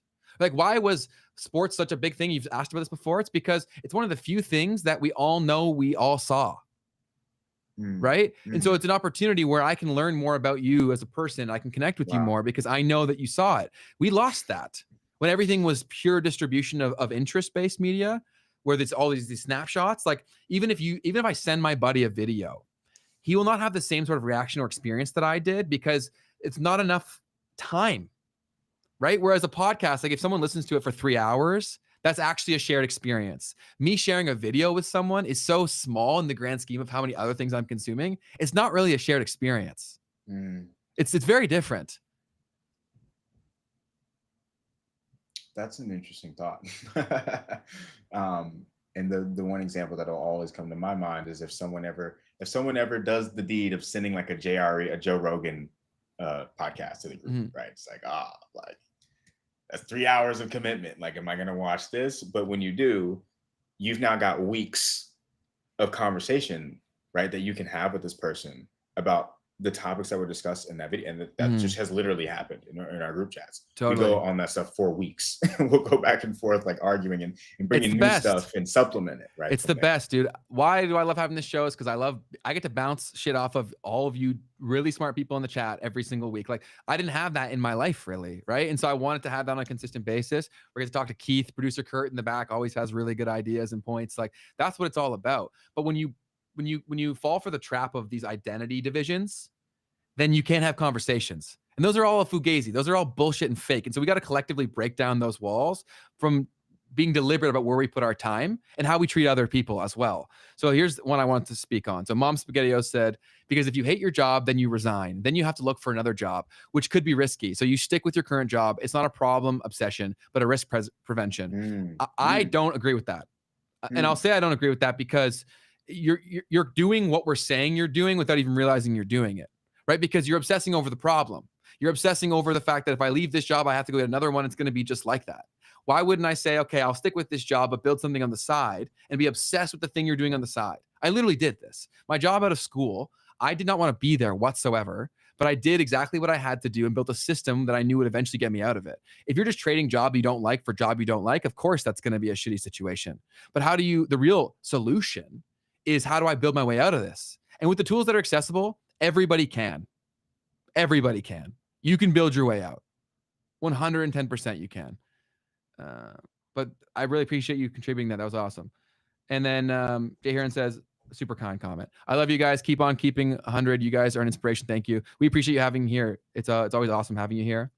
And then same as relationships. I'm not totally sure what you mean by the next one. I think by that same comment there of like, when you hate your partner or your relationship and then you resign and then you look for another relationship. Yeah, you go back to the well again and again and again. That makes sense. Yeah, that's also a problem, right? Was that we're looking for the perfect person, which is an oxymoron because that doesn't exist. Yeah, no way. Being with someone is a choice, right? You only can love someone when you see the beauty in their flaws. Right. And you can only do that through time spent together and mutual shared experience. We're getting less and less of that by the day. Less and less of that by the day because like timelines for everything are just getting shorter and shorter, or why do you think that? And everything's so individualized, right? Like, let's say, and we're all guilty of this. I'm watching a movie last night with my girlfriend, right? And I didn't want to watch the movie because I've seen it before. So I start watching shit on my phone. Right? Like, we're in the same space and we're not even watching the same shit. But granted, like, I've seen Stranger Things multiple times. I didn't want to see it a fourth time, right? So I pull up my phone and I start watching the lecture. Which is like, that's part of the problem. That's so rude. Yeah, but she was fine with it, I think. I'll ask her after this. But but she does that too. Like, when there's football on, she'll do that too. So it's not everything's also net bad too, right? I think it does take a dose of perspective to figure out like what is bad versus what is not. And that's really hard because all these conversations, a recurring pattern is that nuance is a very big thing. And I think in a world where we live in a 10-second attention span, nuance is at an all-time low. So what I got away from that was that if you do it, then it's totally fine. What? She did it too. What are you talking about? I said it's fine. No, I'm just kidding. If you found perfect, you would reject it. Totally. Because there would be no pushback. We need obstacles to keep things interesting. Yes. Polarity, right? Push and pull. That's when the best things that happen is when they're not the exact same. It's kind of that yin and yang relationship. And that's something that we didn't. Coding with Gigi says so rude. That's awesome. Yeah, no, it's definitely no, it's totally fair, right? And so I think that you need both. Men have amazing qualities and women have amazing qualities, but we're not really putting them in an opportunity to shine, right? Like we're bringing out the worst of everyone. We're bringing out the worst examples of men and we're putting them on a pedestal, and we're bringing out the worst examples of women and putting them on a pedestal. At what point do we say this is our fault, right? Like, just unsubscribe. Just stop watching their shit. If you don't like the app, it's not helping you, delete it. Yeah. And I mean, man, that's tough too. Cause I feel like a lot of the big excuses like, oh, well, this is like, like people's livelihood and stuff like that. But I think like, that's not the way that those people are using it. For instance, I was just talking on one of my channels about like, if you're using, I think maybe we said it on the pod. Yeah, we say it on the pod all the time. Like, if you're using social media, not as like the creator, if you're not creating more than you're consuming on like a short form platform, it's net bad for particular, then it's terrible. You know what I mean? It's horrible to trade. So the excuse of like, oh, I'm using this to like build my life or whatever, it's like, the only place that's true is YouTube. Not. YouTube's the only platform I'll let you watch because it's and also turn off shorts. So I think you can get Chrome extensions, or you may even be able to do it right within YouTube. But your life will become freaking awesome if you shift all of your short form consumption to only long form content and you turn off shorts on YouTube. You will find some crazy shit. And then also, I will say, take it a step further. Go out on a limb and share some of the YouTube videos that you see with either your group chat or specific people if they come to mind. A lot of times people don't reach out because they're like, I don't know what I would say. if you're watching amazing content that can also benefit someone else, you just say, I thought of you. I thought you might like this. You Yes. just opened up a massive conversation where you're now going to connect and grow as people and grow together because you were watching something constructive. You can't have the same kind of dialogue over a chick's butt, right? Or a guy's abs. Like, you just can't. You're like, oh, nice. And then that's the end of it, right? But when you're talking about like deeper philosophical things, your approach to life, then you can actually see some awesome shit. Turn off YouTube watch history and you get no recommendations of shorts or Hmm. shorts. Cool. Hmm. So yeah, Interesting. there are tools that you have to modify what you're consuming. And I think that that's honestly one of the biggest things I want to stress in this show. Go ahead, Keith. Speaking on the culture thing real quick, because YouTube apparently has a like their own wrapped feature. I don't know if you saw Yeah, that, Ben. Did you I see that? still haven't seen mine. I've been trying to Oh, you access got to it. see it How do because you this pull it actually up? came up. Dude, honestly, it's not very clear. Like, I just went to my homepage and refreshed the screen, and it let me do it. Like, it just popped up. So, See, I've been doing that for days because obviously we're all obsessed with ourselves. I wanted to see. um, so the thing about that is, this was awesome. Someone in my group chat, one of my group chats, was like, "You guys, like, show us your Wrapped," and I was like, "Oh, that's sick! Like, yeah, everyone, like, let's see what we've been up to for the year." And I bring this up because in that process, I was like, oh, well, technically, like, I'm cheating because I have different algorithms, I have different accounts that I specifically Do curate for different things different with. things. But that's how you should Yeah, be doing it. 100%. So I just want to put that out there for people to think about if you're not doing that. Same thing with like keeping your Instagram on Safari, your TikTok on Safari. If you have to have a TikTok, I only had a TikTok once my YouTube started blowing up, to be clear. But like, that's another thing. It's like, have multiple YouTube accounts that you curate specific things on. If you don't do what Drew said, which is to just turn off the YouTube watch history in general and get no recommendations. But that changes a lot when you can go and say, okay, I'm locked in on this today, and just stay logged into that account when you're searching and looking for stuff. And then you're also more intentional about what you click on, right? Because you're like, I don't want to mess up my algorithm on this account. Yes, that's a hack. Yeah, I also think that if you're serious about learning, that YouTube Premium can be one of the best, like $20 that you spend a month. Yeah, dude, people have been making fun of me for that recently. Bro, you're a They're like, YouTuber and you have to watch ads. That's crazy. that's the exact line. I'm like, I never really thought about it like that. I still can't see my Wrapped. Yeah, I wish they all made it way easier. I mean, Spotify even still, like, it should be there all the time, and like, it's hard to find it. So I don't know how to get to it either right now, to be honest. Um, Okay, so there's a URL that I can go to. Okay, I may have found it. We okay, can see this together. I already have a let's strong do it live. inclination of who it will be. Let me see if it's anything too crazy. I ain't showing you.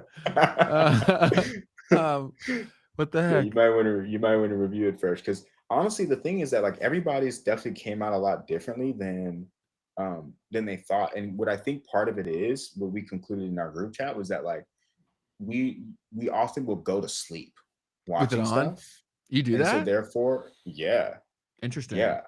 And so if that happens, then it's gonna autoplay through all kind of shit. Like you don't know what the heck is going on in the background, and that can throw off. But that technically also says a little bit about like what is it that you're consuming to the point to where you're falling asleep watching something, right? Mm, Uh, but yeah, I still can't see this. I'm not sure how to find it, man. It's not Whatever. so, But for the core topic of I was already cooking up for more reasons to explain why I should stay on a job that sucks my soul. Change has to happen eventually, right? Yeah, see, that's the whole point, man.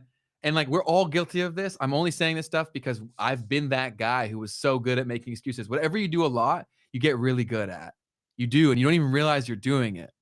And so a lot of people are so obsessed with their problems that they're attracting so many things into their life that are negative because they're on that energy. Like there's a reason why Nikola Tesla said, if you want to understand the keys to the universe, think in terms of energy, frequency, and vibration.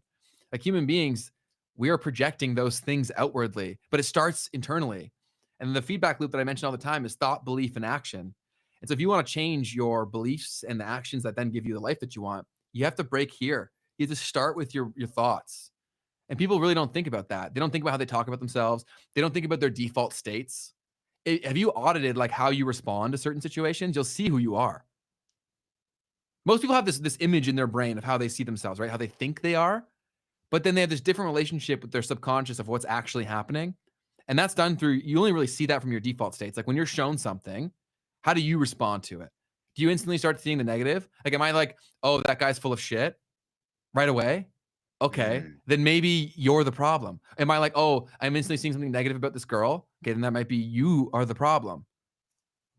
mm, Like I have specific people in my life. Sorry, you got a point here. I just want to say this mm, is that the problem is here is that there's people in your life that you're gonna love so much that become career victims, and you can't just say like cut them all off. So you need to dictate what you can and can't do for them. I almost freaking exhausted myself trying to help people that were like this over the years. And all it does is you grow resentment for each other because you're like, why aren't you listening to the things that I'm saying? And they're like, they don't get my experience. And sometimes the biggest breakthroughs have come from when I just stopped trying to help. Because then when they actually stop, they see you, they're like, oh, he's given up on me. And then they actually start thinking about themselves for the first time ever. And they're like, holy shit, I actually was the problem. But if I'm just mm. saying that all the time, they're like, oh, you're just full of shit. You have survivorship bias. Yeah, I feel like so removed from that because I like there was a point where I hit like late university and I just realized like people just don't listen or don't want to They don't. change. No. And I just like gave up. It's sad. But for a while, I think I just gave up. And then what I did instead was I started to talk to kids. So I Mm. was like, I know that kids, first off, they're hungry for stuff. And that's what I love the most. It's like seeing like kids in high school who are just like eager, right, to learn about something that They're they're not passionate tainted about. yet. Yeah, they're Yeah. they're open to listening. Yeah. Um, and then and then on top of that, right, they're just so much more impressionable. And they're actually listening to you and they'll be like looking to you like, oh, what up? It's like, I don't have all the answers, but like you're cool and you're doing the right things and you're thinking about the right stuff. And you can kind of like create that reinforcement loop for people who are on like a good path versus man, university definitely like I was talking about that about this the other day. Like university completely like really changed who I was for a way worse in a way worse way. Really? How Like so? I feel like okay, let me say it this way. University like beat so many really negative like perspective that I have on humanity. Was that Miami And or university? it's both. It's both. Like, because what I was really saying to my dad was like, I think that in entirety, I think people go to university to learn how to like deal with the really bad parts of people. You have to learn how to navigate and sift through that. Yeah. Honestly, I've Is a never big felt part of it. more equipped for life than when I was around people that were supposed to be intelligent. I was like, if this is my competition, we're good. You know? Yeah, man. But yeah, I mean, Miami also definitely exacerbated like me having to deal with all kinds of crazy social situations and people not being great people. Do you have any good But ones that come to mind? any good one, like good ones are bad, like good isn't bad. Good as in entertaining, bad as in objectively bad. Oh man, I went to Miami, so I don't know how many of my stories are like, PG. repeatable. Yeah. Yeah. See, uh, producer Kurt and I went yeah. to a smaller school, and so we probably have very different experiences. Like college was actually pretty great for us. It only really started becoming super messed up like at the end. Fair, man. Fair. Yeah. I guess let me not speak for everybody on having bad experiences in university, but No, I definitely I can you I'll let you finish off your point there because I want to hear specifically like what negative things did you see in practice? oh man, I mean all kinds of stuff. Like um Man, Miami's actually the hotbed for these things. Like most yeah, of these problems, if you think of the home base for them, they're freaking Miami. yeah, Miami is the epitome of all this Yeah. stuff.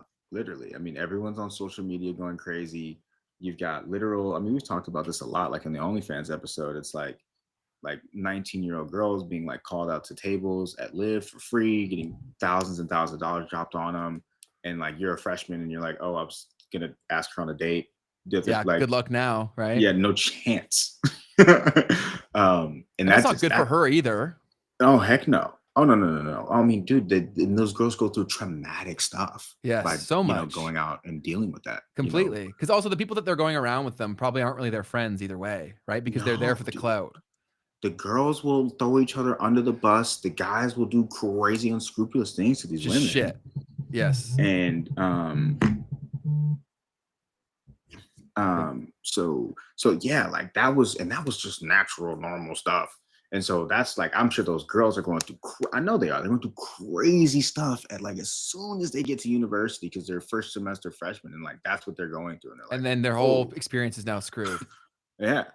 In the So way that they look at men and the optics of it life, all. and it's just done. It's a trap. Cooked. Yeah, once you take the bite once, then everything is like a little bit tainted because you start hanging out with different people that really prioritize that. I think I wanted to really focus this episode on giving anybody listening to this, men or women, some opportunities or suggestions in terms of what they should optimize towards in terms of improving their life. For men in particular, like how do you spot men that are worth being around? Like how do you pick your friends, right? Because at the end of the day, you're going to have to make friends yourself. You're going to put yourself out there.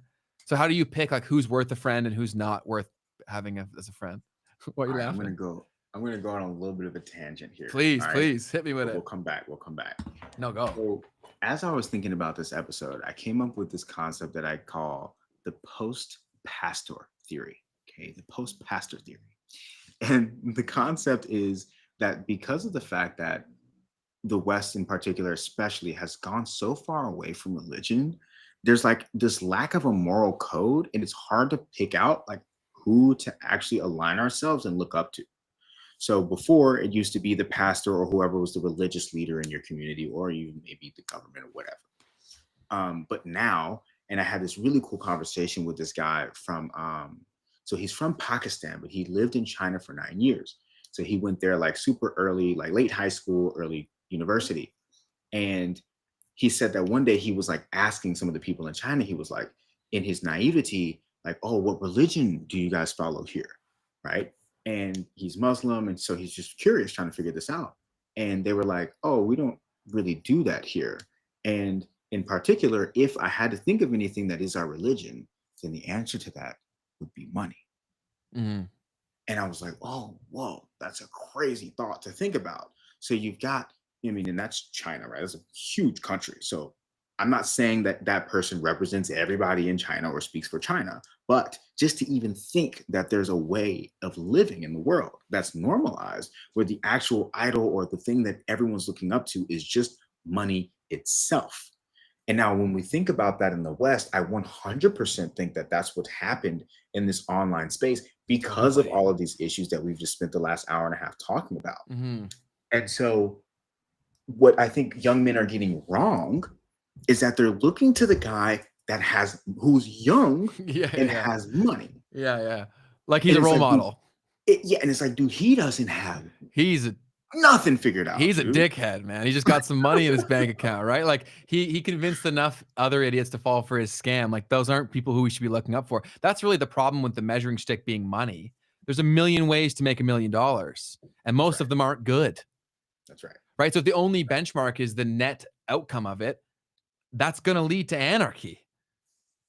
Like there's no other way, or that doesn't lead to pure debauchery, because it's the only stick, right? Because before we used to have, if you weren't religious, because the example that you gave was very powerful, but we at least, if you weren't religious, you had the community, or you had some social costs for bad decisions.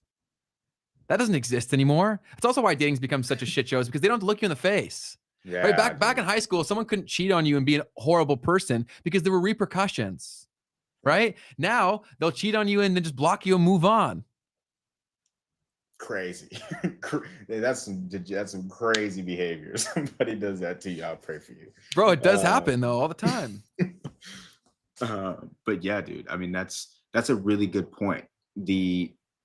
When the moral code gets broken and there's no actual moral code for the fabric of society, people will absolutely do anything for whatever the North Star is. Mm-hmm. And when we look at this whole crypto thing, right? Like, just imagine a world where like you just have crypto as okay. So Andreas Antonopoulos, one of the original like evangelists of crypto, old school cypherpunk dude. He was literally the first person on YouTube who was like actually teaching the principles of Bitcoin. Can you explain what cypherpunk is? Because people don't know what that is. We say that a lot. Yeah. So, from what I understand about the cypherpunk movement, it was something that was kind of like late 90s, early 2000s, where all of these guys were coming again, mostly men, let's be real, Mhm. were coming together to kind of try and promote online privacy in every single way. So, they're like cryptography nerds And why is that important? who, Because who made the internet? right, the internet came out of DARPA, which was a military research project out of the United States. Okay, so the whole concept was kind of like, okay, well, this looks like this was built for surveillance, Yeah, right? totally, So, obviously. so you had this movement, right, of people who were super heavy computer geeks and nerds who would come together and create different types of solutions that would create ways for them to be able to communicate with one each other in a private environment without having people that could look in and see their messages. So encryption, right, was already there, but they were taking these tools and putting them together and piecing them together to come up with their own things that were outside of whatever the government was putting out into the world. And obviously, this is where Bitcoin ended up eventually being born out of, at least from what we understand, was people in these communities basically piecing the different technologies that they had put together and put them all together to create Bitcoin. So, well, why on earth did I go down that rabbit hole? I wanted you to explain what cypherpunks were, and the point that you'll probably come back to your point as I talk. So when you get it, just Okay, okay, cut me okay, off. okay. But that's really like if you think about all of these points, they anchor to the religion that he said was money. So you live or die by money, right? If that is your North Star. Oh, And so all of the problems that we're talking about here are really just social problems created from financial problems, right? They're the byproduct of the tools that we have and then the money problem that we have. So Bitcoin's whole thing was trying to solve money because really all of these problems, that's why when everyone's like, oh, Bitcoin's a scam, it's like Bitcoin's one of the only things that we have as a freaking chance. Because if you really understand the financial system, and if you're here and you're getting curious by this, we've done multiple episodes in terms of how they created central banks and just banking in general, and how this is inevitable. So if we don't solve money, we almost can't solve all these other problems. Let's go ahead, Keith. yeah. So the point that I was trying to get to here is Andreas Antonopoulos, Yes, right? So yes. he would come out and he would talk about all of these different types of he would talk about these crypto gangs and like he's calling this out way back. I mean, I was watching it in 2019, but these videos Wow. were like 5 years old. So he was talking about these cyber gangs that would go out and hack people and Yeah. hold their stuff for ransom unless they gave them Bitcoin, Crazy, right? So dude. that ended up happening a lot, and it Mhm. happens now today. This is what happens at like questionably a governmental level, Mhm. and so it's kind of crazy to think about. Like, do we move into a world where like money or Bitcoin, right, and what some people will kind of say is this energy battery, does that become like the ultimate form of what people kind of worship to some degree once again? Because we see it in crypto all the time, like this religious nature, the cultist nature of crypto, especially my maximalist. Oh my goodness. Uh, Calm down, my maximalist.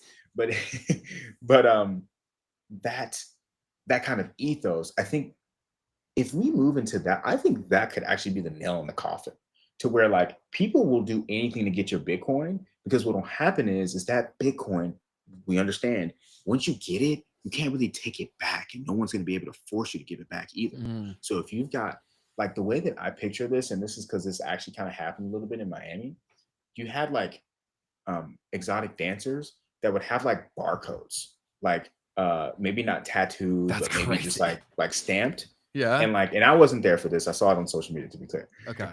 um, where you could just scan it, right, And pay and them like in send a Bitcoin. tip.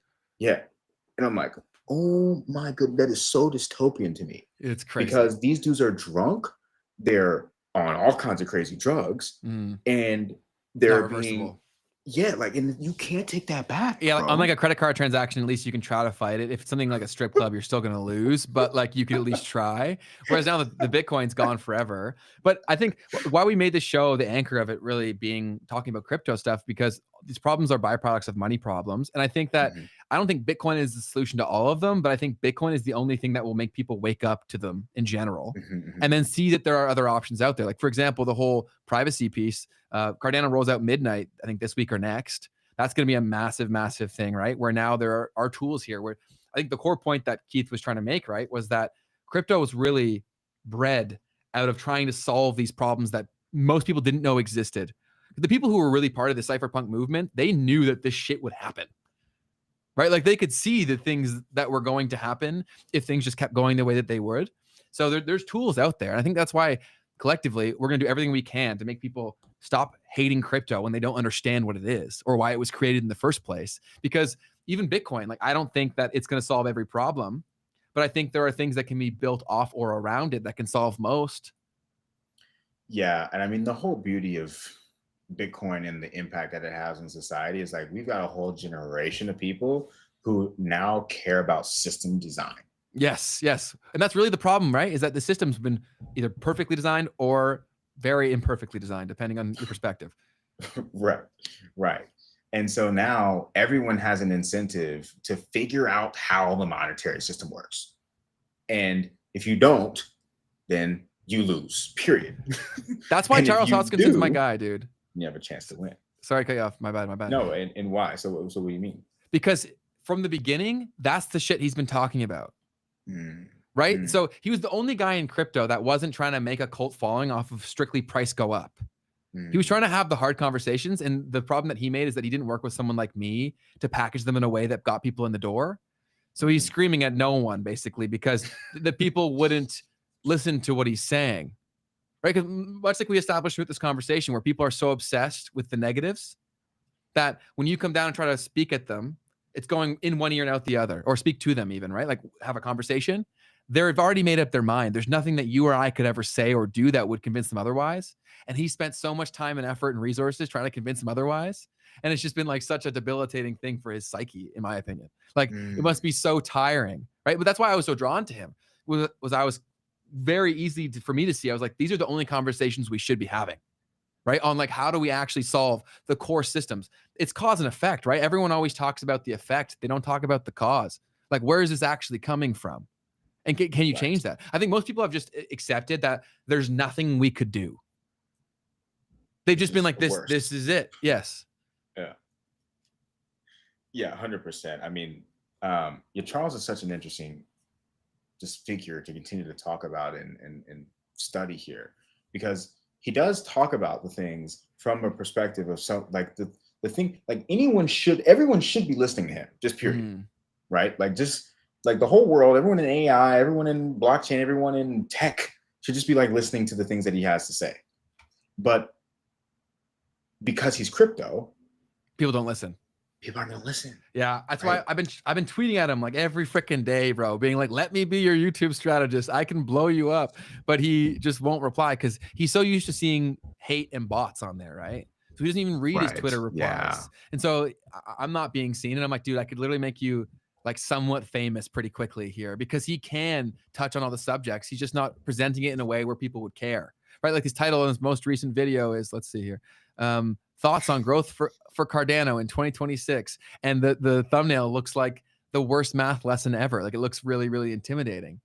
That's a fundamental problem, right? That's why when I saw how important social media was going to become, I became obsessed with it because I was like, this is what broadcasting or radio or TV used to be. And so if you understand how these things work, you're getting a cheat code to basically getting the influence you used to get from TV, but now on demand and you get paid for it. Like think of the power structure changes that created, right? So if you look at his title and thumbnails and stuff, like he made one, it's actually one of his more viewed ones where he said, hang in there. But like, unless you're deeply in crypto, you don't even understand the context of what he's talking about, right? And then here, thoughts on growth for Cardano in 2026, Pentad series. Who in the world is clicking this unless you are a big old Cardano nerd? Poison Piggy. Like the shit. He's so awesome, but no one's gonna watch these videos, bro, until he sorts that out. Yeah. So dang. We could jump in the news, but Yeah, we let's could go. Let's also go. keep riffing. Well, I think what I wanted to leave here was a plan for men, right? Because so many Okay. people love to create these headlines and they've built their whole brands off of being like an advocate for young men. And they're I'm sure the young men are all like, okay, thanks for letting people know we have a problem, but like how do I actually fix it? Right. So Yeah. I think one of the biggest things is that you need to feel like you have some sort of sense of control. And I think the only way that you establish that is with yourself first. So I think starting a consistent meditation practice is really, really helpful. I actually think breath work is a better place to start for most men than meditation because meditation is Fair. kind of like jumping into a very cold pool. Like That's so true. it's too much too fast. You don't know what to do with it and you don't feel like it's working. right? Whereas breath work, you feel something the first day you do it, Wow. right? So Wow. it's enough to make you coming back. You get some sort of positive feedback. And I'm really just trying to build this habit, because once you start getting the positive benefits from it, I won't have to tell you to do it anymore. So I think Dude, breath work is the yeah. better. Go ahead.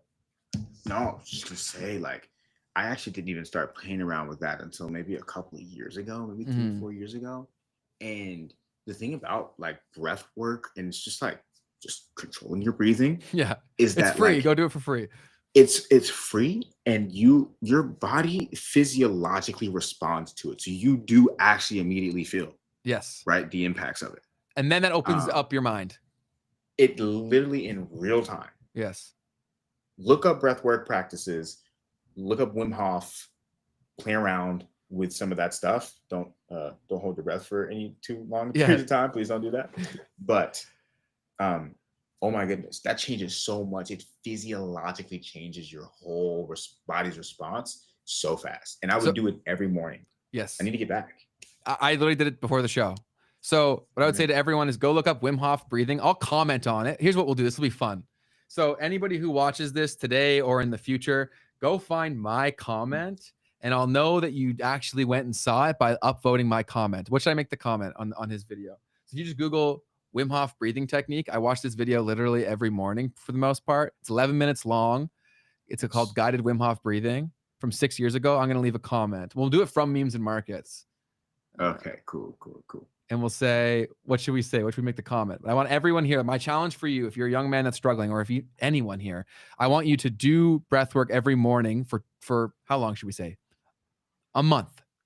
Do it for a month. And I guarantee you the byproduct of those things, you'll start becoming curious, right? You'll start thinking more about what you're thinking about. And then you're going to be more deliberate with the things you're watching. I think the two biggest changes you could make: meditation, breath work, and then auditing your consumption. These are all free things. So all the Yeah. excuses you guys have about not having money, I don't give a shit. This is free. So Or go time. do these things. Yes. Yeah, it's like you're already spending your time on your phone. So how are you spending it? That's what's going to decide your entire life. So I'm going to leave this comment here. Let's what do we want to make the comment? Make it.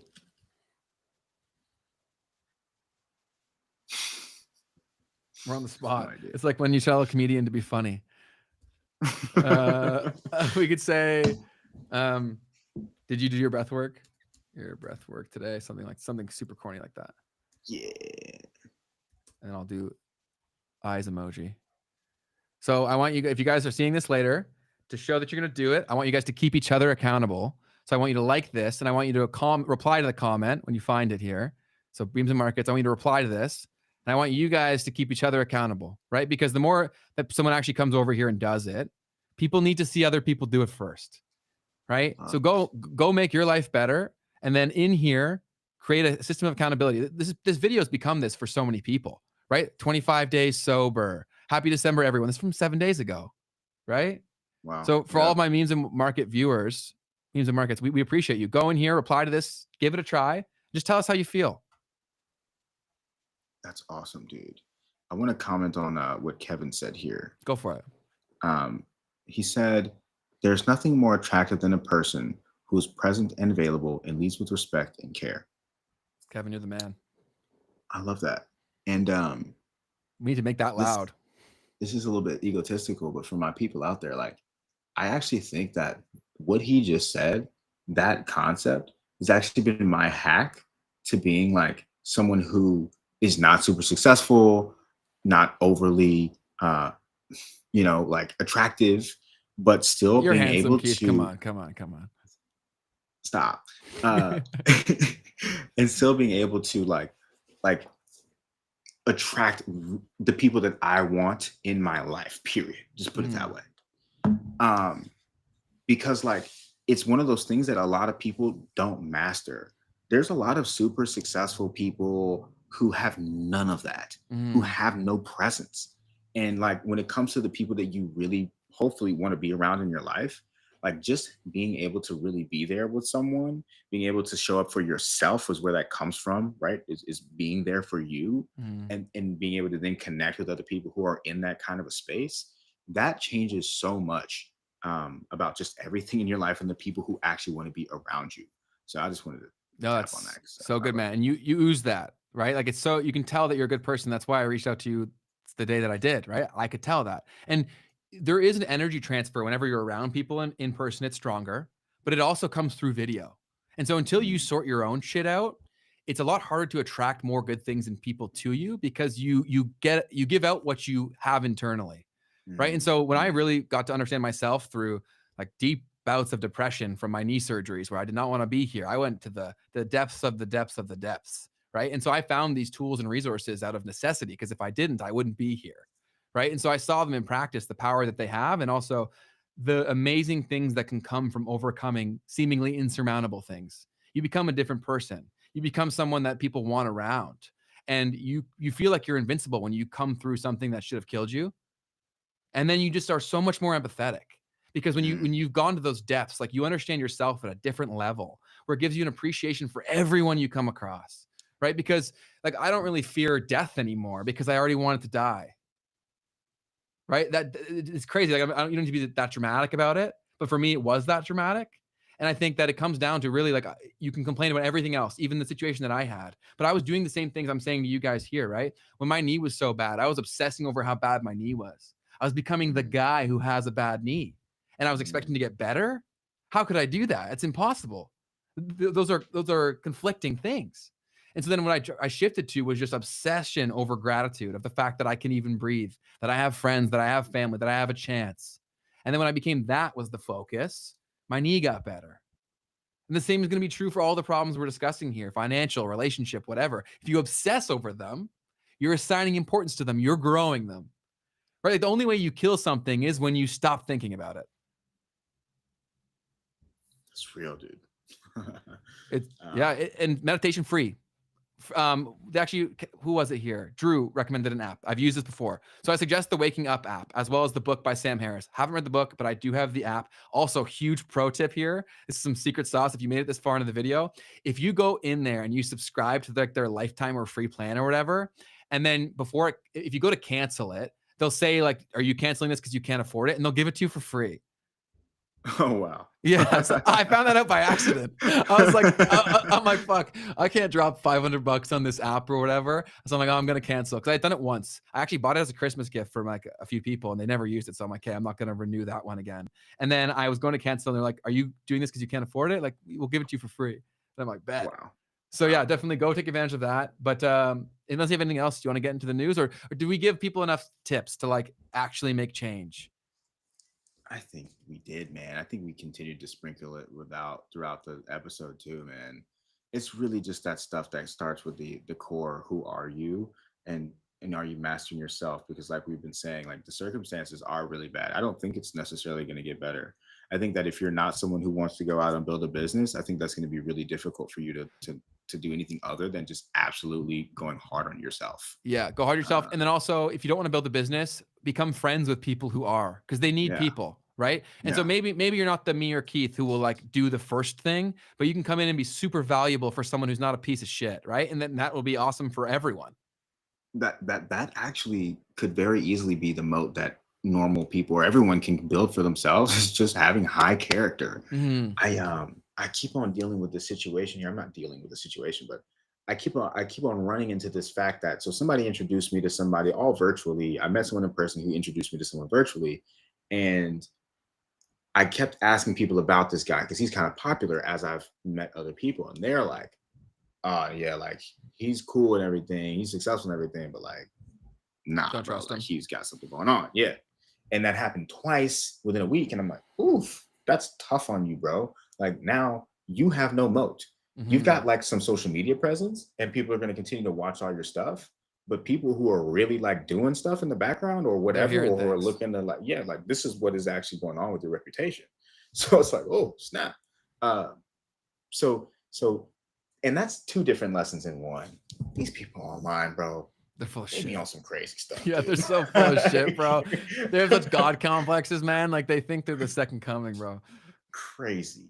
And then the other thing is just like protecting your reputation and your integrity is something that actually can be really valuable. So And it important. makes it to where people like us or whoever is gonna like think of you when it comes to, oh, I've got this incredible opportunity. That's the first thing that Ben and I are gonna qualify on. That is the very first thing is this someone We want to who work I with. can trust Mm-hmm. and that I would want to actually work with. Then we'll talk about how talented they need to be and so on. Because eventually, you're gonna have to train people to some extent People can learn. anyways. Yeah. Yeah. No, 100%. The quality of who the person is and if you can trust them. Like, this is why you can, it also gives you a massive advantage. So you should really create these qualities in yourself. And then also, like, let's say if I'm the person who can give an opportunity, why would I be more likely to give someone that opportunity? Because it's going to make my life better. I'm diminishing risk, but it also gives us a huge advantage, right? Because when you can operate on a level of trust because you know everyone there is just a good person, you can move in ways that other people can't. Because you know that piece of shit who screws people over is always worried about people screwing him over, right? When you're not a piece of shit, like the person who's always worried about getting cheated on is because either like they've been cheated on before or they've cheated on people, Mm, right? It's the same with this. Like the most paranoid people I've ever run into are the biggest pieces of shit. mm, Like even guys in mhm. my life, like this one guy was like so paranoid that I was trying to screw him over because I was like, "Hey man, you've had a really tough year. Like I'm been friends with this guy for like 10 years, and I'm like, you've had a really tough year. Like, hope you know you can talk to me about it." And then Mm. he hated me after that, Keith, and he told Wow. the other friends because I was trying to use information to use against him later. I was like, "You're actually fucking insane, buddy." Wow. But that's how like the level of crazy that a lot of these people that are being worshipped are operating on. Like that's not healthy. That's not masculinity. That's insecurity. That's madness. Appreciate you, Later, Kevin. Kevin. We appreciate having you here. You're awesome. But Yes, do sir. you want to get into the news now, Keith? Yeah, man. Let's talk a little bit of the news. Got a couple of interesting things going on this week. First things first, we have in the United States, we have the government talking about crypto this week. So we have two major crypto meetings. I think one of them might There's have gonna be already more and more of happened. these people. There's gonna be more and Yeah, more of these. yeah, it's going to be crazy. So we have the Democrats and Republicans meeting to discuss the crypto market structure bill, okay, in the Senate, I believe, or Congress in general. And then Thursday, we have senators meeting the CEOs of Citi, Bank of America, Wells Fargo, and others to discuss crypto legislations. Okay, all right. So with this, I don't know if I have this one pulled up, but Brian Armstrong just said that we're 90% of the way there. We're now He's been saying 90% that of the for a way while, hasn't he? there. He's been saying that for a um, while. yeah, I was thinking maybe it was like 80% or something before, but now he's Yeah, he said that 90%. shit on That fucking was in October. October. Yeah. Yeah, it was October. Okay, just kidding, just kidding. All right, all right. Well, we're making more and more progress. Let me not show y'all This is my still my crazy. Like notifications. when this stuff happens, guys, this is what you need to understand where crypto as a asset class is a baby in terms of the money that's here. When they open the floodgates to these rules being in place, people are not aware of how a tiny percentage of money allocation that's out there to crypto changes this entire industry. And it's going to happen. For sure. And then personal budgeting just left in there. We haven't seen, I don't think I've seen you before. What's up, personal budgeting? What's up, personal budgeting? When do you think Bitcoin will have the sudden moment and all business owners that are accepting it? I don't know if it'll be a moment. Yeah, I was gonna have the exact same answer, but I wanted to hear you say it first. Yeah, I think it'll just be a I realization think of I what's think it's already happening. happening. And again, we've been saying this the whole time is that we're not even sold on the idea that it will be Bitcoin that changes everything. We just know that things need to be changed, right? Thoughts of Yeah. man saying, "What's up, boys? Just tuned in. What up? Hey, What what up?" up? You just not getting here, man? Come on, man. You What got to up? be there live. But we appreciate uh, having you here. yeah, of course, man. You gotta go all the way back through, man. Um, so the next thing is that the acting chairman of the CFTC, Caroline Pham, I think is maybe how you say it, has announced that the CFTC has actually finally launched a digital assets pilot program allowing BTC and Ethereum to be used as collateral in U.S. derivatives markets. And I just would like to say, because I publicly said this multiple times, that when the CFTC announced that they were going to allow stable coins and other forms of Crypto tokenized assets, collateral, yeah. right? I said, look out for actual digital assets and real volatile assets as well that will come Mm, into the picture. And here we are. So yeah. just want to go ahead and throw that out there. That's one of our predictions coming true here. There's going to be a lot more of those. There's going to be so many more that we're saying these things because most of this FUD that's been passed around is not even real, right? It's overreaction to speculations and headlines and chasing the media game. This stuff is already going into practice. Like, oh my, I think it's all inevitable, but who knows? We'll see. Yeah. Oh, In you're in Melbourne, man, you Melbourne. guys start at 3 a.m. Oh, I Dang, see. that's fair. Well, we appreciate having you here, period. Yeah, man. I mean, Yeah, dang, that's crazy. Okay, I'm sorry to hear that. That's totally fair. It's like so unbelievably fair. Go ahead.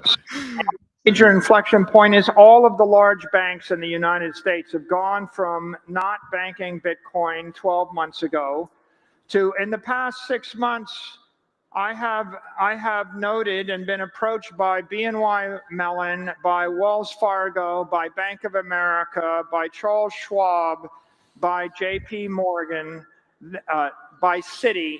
They are all starting to issue credit against either Bitcoin or against Bitcoin derivatives like IBIT. And so Yeah, because they know it's a no-brainer. Like, this is gonna happen. And also, I want to give a warning.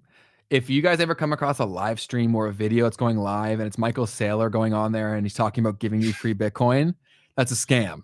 That's something that they've been Okay. doing a lot as of late. I've seen it popping up because he's the most trusted face in crypto. Oh, So wow. if there ever is like, I'm gonna give you free Bitcoin, it's a scam. Like, do not touch it. But they've done like AI deepfakes with him on stage. It looks exactly like that.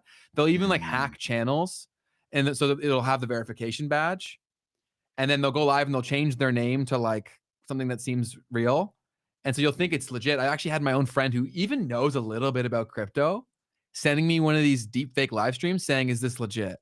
And I was like, oh shit, this is horrible for the industry. Yeah, I've definitely seen profiles that like will have a bunch of subscribers on them and stuff, and still and be the channel name like Ripple. Ripple's the other one that they go hard after. I Like can imagine. Monica Long, one of their like executives, just like really well, like the voice sounds real and everything. I'm like, oh my god, this is so bad. And they're running 24/7. And then guys, like they'll even run ads. Like YouTube hasn't figured out how to stop these people from running ads crazy, to do that. bro. I'm like, yo, that's really bad. It's insane to think about. But let's get through the news story that you can go to bed because it's super late for Keith too. So the other thing that came out of that conference that I wanted to share was this guy in Pakistan. One of their ministers was basically saying that Pakistan should be buying Bitcoin. So using it as a reserve. We need to start, and so we need to start off with this non-inflationary asset where Pakistanis and the Pakistani government should be accumulating it, and should be using it as a reserve for a future. We want to plan for 2050. We don't want to look back in. We want to regulate our country for the future, not for the present or the past.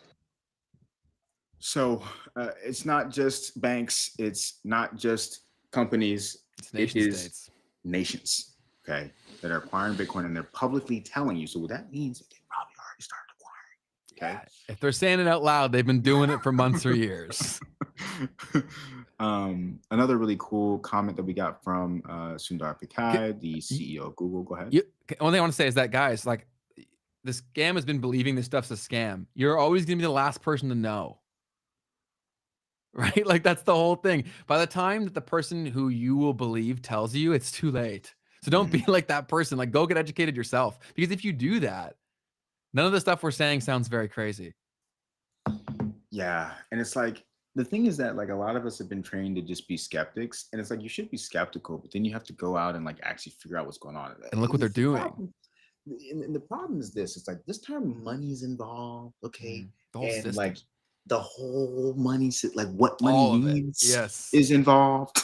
We've never seen anything like this in our conversation. Yeah. If you skip that conversation, then you're doing your whole bloodline a disservice. I think the mainstream doesn't get that that's the conversation. Right. They think that it's either. That's so true. They don't get it, right? That's the whole reason why we built the show, is to realize that, yo, this is the conversation, and this is the only conversation that's connected to everything else. Yeah, they think it's like Fartcoin went up to 300%. Yes. Like, dude, like, everyone has their opinion on crypto, and they're all wrong. That's right? fair, including us. Right? Yeah, that's like fair. Everyone does. And the problem is that once your opinion is set, you stop learning for most people. That's the real danger. That's the trap. That's how they tell you this thing's a scam, and then they come in and make us use it in ways that benefit them and not us. Whereas had we been educated the whole time, we could have demanded things. Yeah, man. Yeah. So, in case you are already a believer in the future of artificial intelligence and data centers, then this won't be too much of a surprise for you. But Sundar Pichai, the CEO of Google, came out and said something very interesting today. I mean, yesterday. over time, at Google, we're always proud of taking moonshots. You mentioned Waymo earlier. That's been over a decade in the making. We're working on quantum computing. In that spirit, one of our moonshots is to how do we one day have data centers in space so that we can better harness the energy from the sun, that is 100 trillion times more energy than what we produce in all of Earth today. So we want to put these data centers in space, closer to the sun. And I think we are taking our first step in 27. We'll send tiny racks of machines and have them in satellites, test them out, and then start scaling from there. But Elon's been saying that, no? I think they've probably. So anyways, the whole point was he said, around 10 years or so, this is what the future is potentially going to look like. The question here is around is the energy problem that we need for AI to be as effective as possible going to come from the sun, right?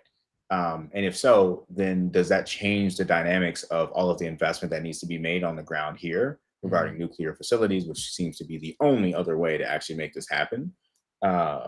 And what does that future of the energy equation regarding AI really look like if there's also this potential to send satellites up into the sun and capture energy from the sun itself? But yeah, I mean, I guess that's what Elon is doing, right? Technically, is he's putting these satellites in space and building these networks in space.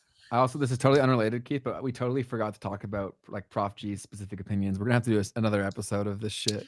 Oh yeah, we'll certainly be talking about this. Yeah.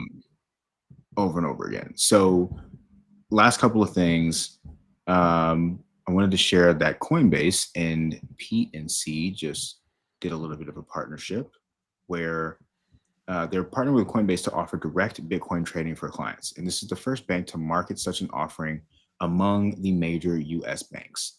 So now I don't know exactly when this is supposed to actually happen, but we can see what some of the people here are saying in the comments. And it's just such a weird time in the market because all of this news is happening when sentiment is in the dumps. Because we're all poor, man. Main Street's got to eat. This one YouTuber that I really love watching, his name's Your Friend Sammy or whatever. We got to get him on the show at some point. He's total degen. He's awesome. I think he would vibe with us really hard. But he always has a few quotes that he says, and he's like, Main Street's got to eat. Everyone's poor right now. There's not much cash in the system. When they start putting on the money printer, things will change very, very fast. Like we talked about this before, that I think people are really underestimating the power of short form content and the fact that now everyone's a creator. Right? So now people, how back in the day, people are like, oh, here's what the thing. Everyone thinks, oh, no one's going to fall for this crypto shit again. What they're forgetting is they won't be hearing it from a crypto bro. They'll be hearing it from someone they already know, like, and trust. That's what will be different. Everyone's a creator now. So they won't have to hear it from me or you. They'll hear it from their favorite creator that does whatever the heck they like. Because everyone's going to do it and make some money, right? Right. Yeah, that's a good point for sure. Only thing I got left today is a couple of memes. Let's see them. This one is, I'll be interested to see what you guys think of this one. So this is the peak UX UI right here. So this is a little bit more internet culture meme, but that's awesome. That's so good. Might be a little bit deeper, but the idea here for anyone who might not get this is that obviously as an app designer or as a designer of user experience, you want to create the options for the user that are the best for they identify the actual, with. Like the topic or the thing that you're trying to accomplish. And in this case, we've used a slider rather than maybe some sort of a multiple choice kind of thing here. I usually select other, to be honest. Well, in this case, you actually get the chance to really perfectly define exactly what makes. So I can change it depending on the day. I can move it around. And... Yeah. Sweet.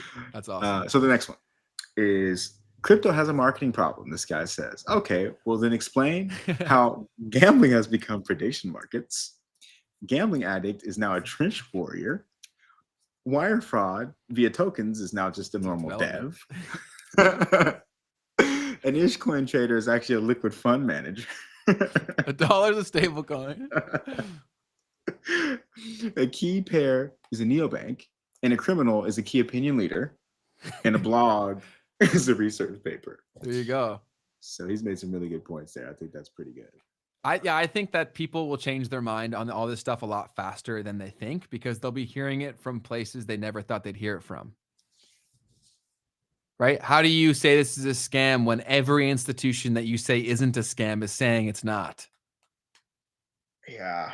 And all of your friends just got rich because of it. Like, you're going to be like, fuck. It's going to be interesting to see how the media does it, because what They're already I've seen doing so it. far is that, like, yes, but okay, maybe this was a year ago now, so it might not even be valid anymore. But I remember 60 Minutes did basically a hit piece on Brad Garlinghouse and Ripple.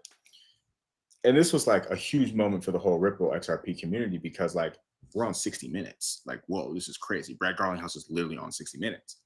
And the whole episode was them like talking about how they're lobbying just like big oil, and how they're like trying to have influence over the government and this and that. And they created this super PAC and they're going after changing all the laws. And we were just like, is that really what they just did? Like, we got on 60 Minutes and they just like tried to grill Ripple the whole time. And it's like, okay, that's still where we're at, to where like the mainstream narrative at that time, it's like a year ago now, is still that crypto is just like a bad thing for the world. Mm-hmm. So like, does the media keep harping on that because their audience is older and they know that they'll resonate with that and that'll make them money in perpetuity? You know what I mean? Or until those people croak, you know what I mean? I don't think they will. I think that they pander to their existing audience, but the existing audience does change. I lived through this firsthand when I went on that radio broadcast and they freaking let me do my whole spiel. And then at the end, they roasted me from some ignorant lady who was pre-recorded.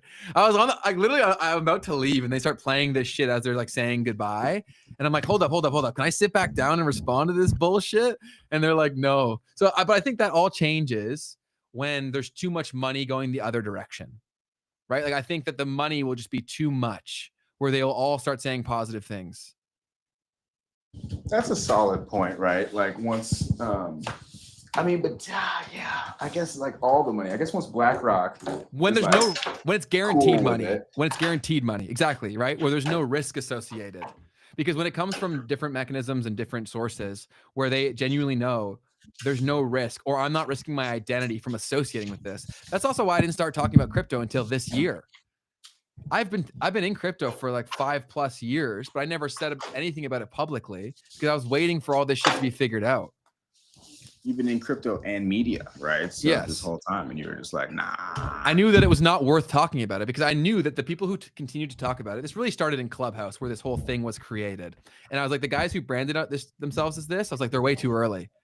Until they're way too early. And that's why I didn't talk about it at all. And I knew that all of the growth would come from a very short period of time when it's legitimized. And I think that's what we can achieve with this show, is being the translator, right? Of onboarding all the people, because the other people, they also pander to their audience, right? So the pure crypto people only pander to crypto people, right? So if you're a non-crypto person, when they turn on that switch and everyone has to become a crypto person, they can't go to a crypto show because they're only speaking the language they don't understand. Facts. Yeah, it's a big. Too big. It is. Well, we should get you to bed, buddy. It's super late for you.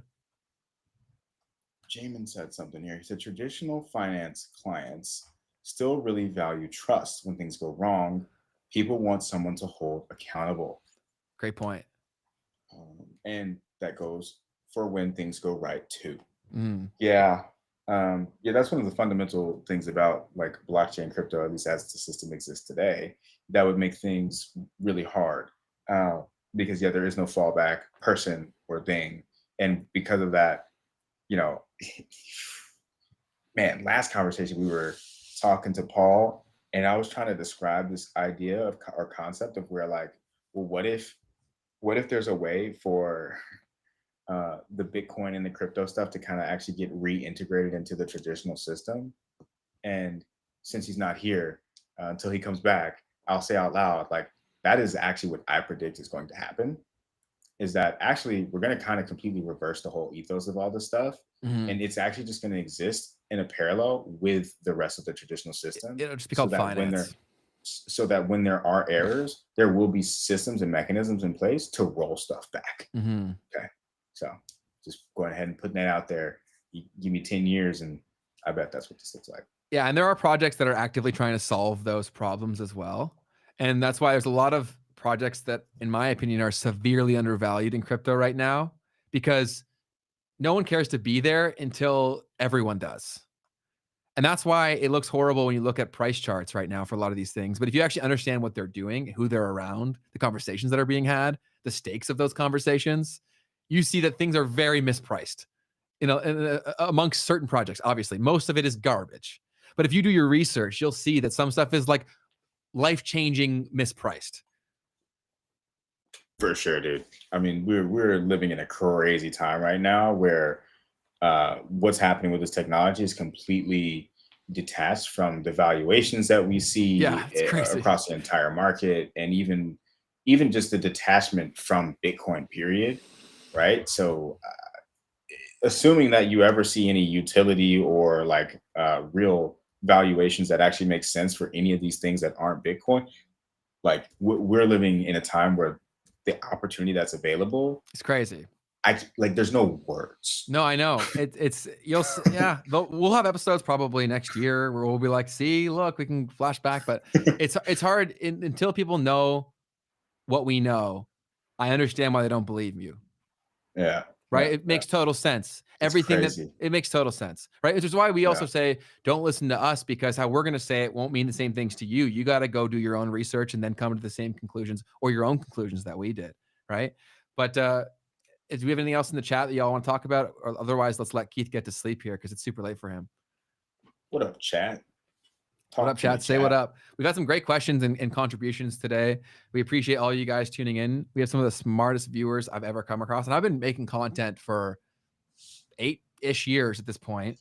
And this has been the consistent, most intelligent viewership I've come across, which has been awesome. Because usually, not even close, even from a lot of my shows. I guess like some of my client shows, they're also very smart, but they're also, we have a nice moment here where it's only people who are really smart. Do you know what I'm saying? Right? Where once it spills over, you start getting some of the trolls and stuff too. So we're grateful to have you is basically the core point I was trying to make.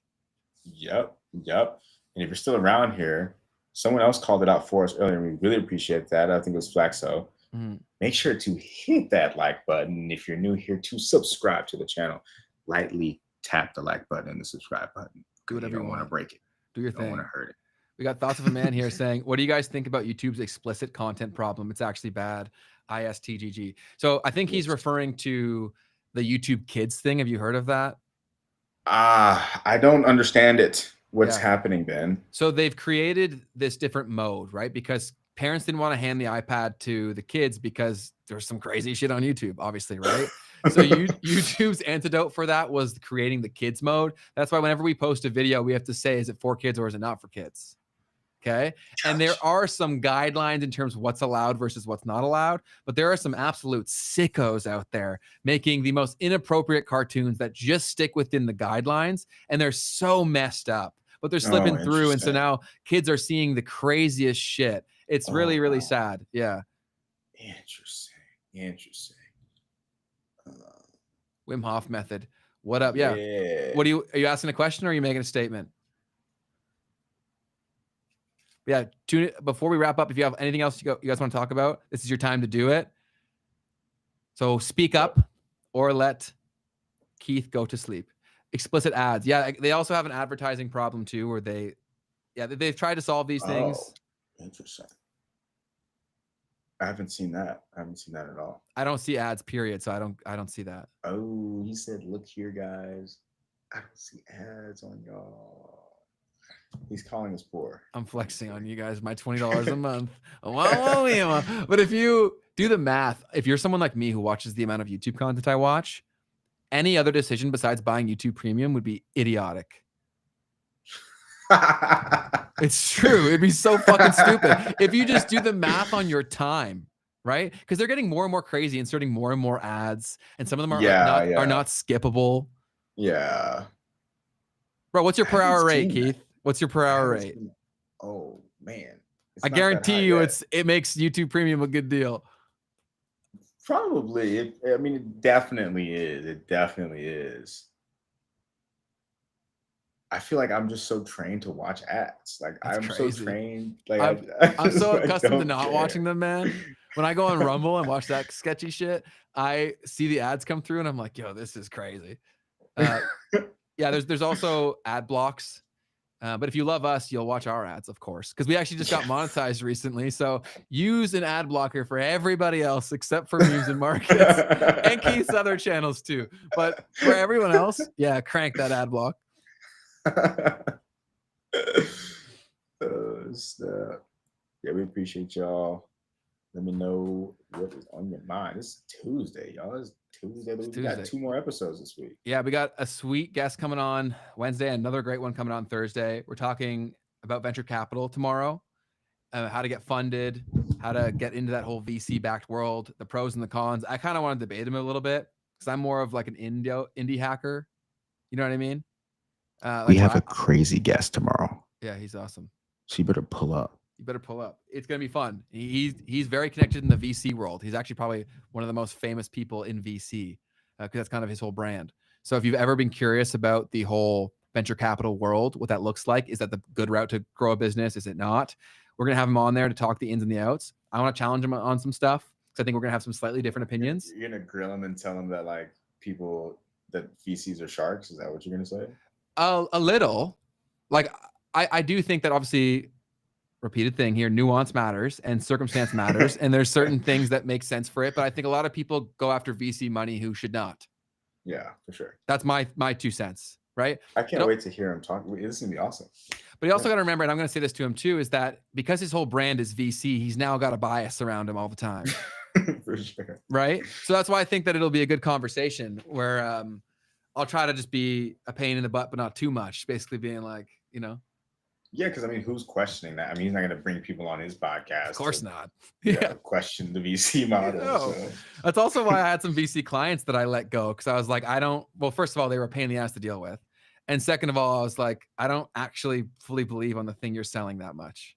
Interesting, man. Interesting. I think if you're talking the top VCs, then yeah, I mean they're screwing people over for sure. It was literally the top VCs. So yes, yeah. that's exactly who we were working with. Yeah. And so yeah, like obviously they've won and it worked out great for them. But I think the what they sell is very different from the reality of the situation. And that's from having friends that have gone the bootstrap route. That's from having friends that did take VC money. Like I've seen all of the different things involved. What's your thoughts? Can I throw it on the screen? Go ahead, throw it on the screen. What are your thoughts about how Ray Dalio mentored Diddy? Is that true? Is that confirmed? People just say shit all the time. That. I didn't see it. I got to show them pictures in the video. One thing I will say though is, have y'all seen that new Diddy documentary on Netflix? I have not. Shit's crazy. Is it new? I thought they made one. This one just came out, from my understanding, and it seems like they're trying to make you feel bad for the guy a little bit. I'm sure. I don't know why though. How do they make like what? Basically saying how could he not have ended up like this? Like he grew up in a house that there were so many parties going on and all this shit. Like it's classic bullshit, bro. Because Netflix is deep state too. Netflix is in their like swimwear, brother. Like they are, they are hanging out. Like you can't trust anything you watch on Netflix, people. Because once they started making their own stuff. Yeah. And there's Bill Gates documentaries every other fucking week. That's a coincidence too. Bill Gates is like the biggest dweeb on the planet, and they have all these docs about how cool he is. Like, yeah, that's called propaganda, my friends. I've seen it and he's a sicko. Yeah, I didn't watch it. I stopped after like episode 1 when they went down that path of like trying to make you feel bad for the guy. I was like, hey, I'm out. I'm not on time for this shit. Very interesting. Yeah. But yeah, we appreciate y'all tuning in. Who's PVD? I don't know who Patrick. No, it's not. I say Patrick. PVD? I'm thinking maybe it's what he was saying. It's PVD. We call it PVD. Confirmed on PVD's channel. PVD. Did you see Patrick Bet David when he tweeted that shit where he's like, there should be a roast of Netanyahu? Dude, once he got political, bro, I stopped listening to him. I hate that shit, man. I hate that shit. I hate that. I know. He was awesome. He's awesome. Yeah. But he just sold out, bro. It's because there's, for these people, when they go into the media business, there's too much money and too many eyeballs where they always go down that route. Yeah. It sucks. Yeah. That's also why all these fucking conspiracy people now, they're doing these live streams. Like, they're just beefing each other and like trying to one up on who can say something crazier. Right? and it's insane, man. And these people are so in it, man. They get like hundreds of thousands of people in their live and they're like believing every word that comes out of their mouth. And that's so dangerous. And the irony of that is that this is also why I find it so funny with our show is that the problems that people are obsessing over aren't actually the problems, right? Like, there are symptoms of the system, right? Like, we're talking about the foundational problem here, but it's boring. Do you know what I'm saying? There's not a headline. There's not a celebrity. There's not a sex scandal. We got to find some more sex scandals, buddy. We got to make a Satoshi sex tape, brother. We got to find that. Whoa. Yeah, we're in an interesting lane where we get to talk about stuff without having to do that about it. So I'm super excited about that because, I mean, Patrick Bet-David could have done that too. He could have just taken hey, I'm going to be the entrepreneur who talks about purely the business and economics of this stuff. But he didn't. He brought in his boys and they did a whole thing. And I mean, they have a great show. They have a great podcast, to be clear. It's just that it's not true. What it was. No, because they constantly chase the next level. And then basically when you reach a point, your only choice is either to be really creative and so exceptional, or you take the silver bullet and you do what they all do. They all do it. And because you got to think about it, right? Like, there's not many people that can pull off content strategy on a consistent basis. Freaky Ben. Yeah. Me and Satoshi, brother. Me and Satoshi. That's it, man. It's hard because social media, keeping people's attention and keeping them interested is objectively a very difficult thing to do. Right. And so how do you do it? True. You associate with borrowed attention. You go to the places where they already have very strong visceral feelings and you just piggyback off of that. It's also a double-edged sword because it will also make people absolutely despise them. But at this point, they're not really playing much of a long game. They're like, as long as they're watching, I don't care.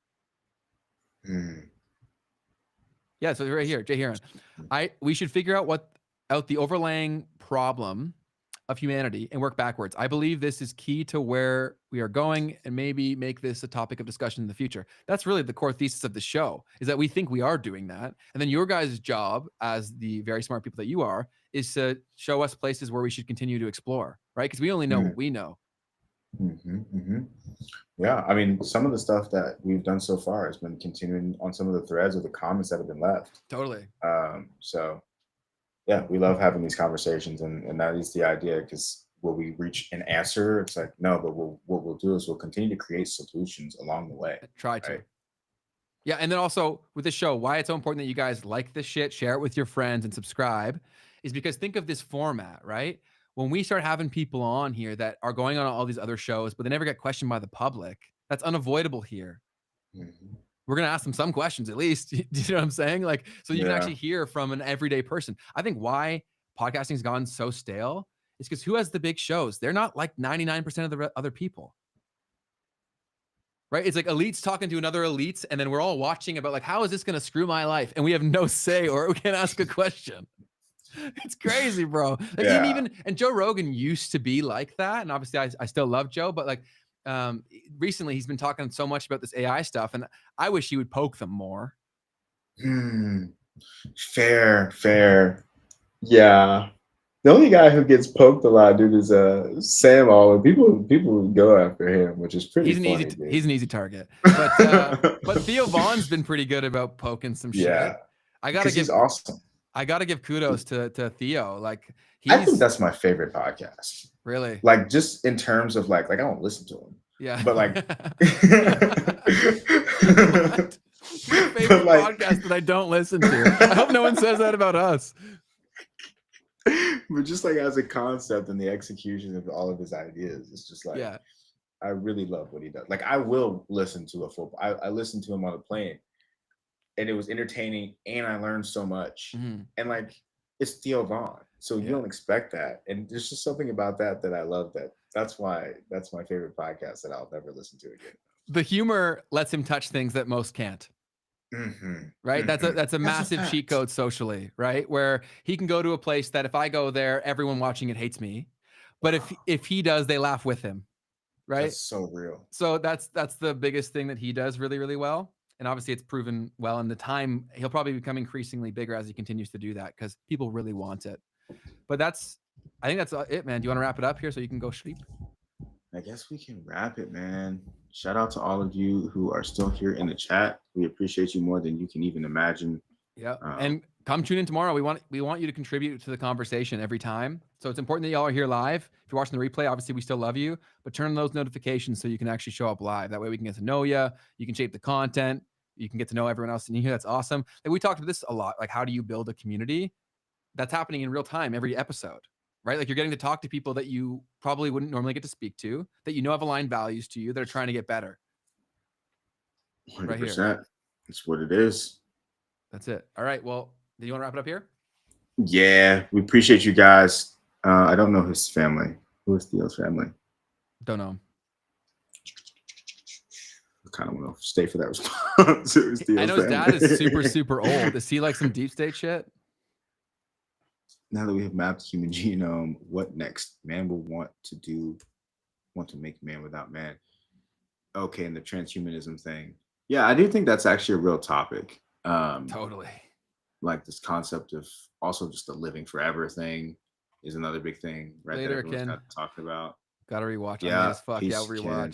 Have a good night, guys. You too. We appreciate you tuning in. We'll see Yeah, y'all we'll tomorrow at 12 p.m. EST to talk venture capital. So come with your questions, keep them hard hitting, and be the light that you want to see in the world. And we'll see all y'all tomorrow. Stay curious. Peace. Peace.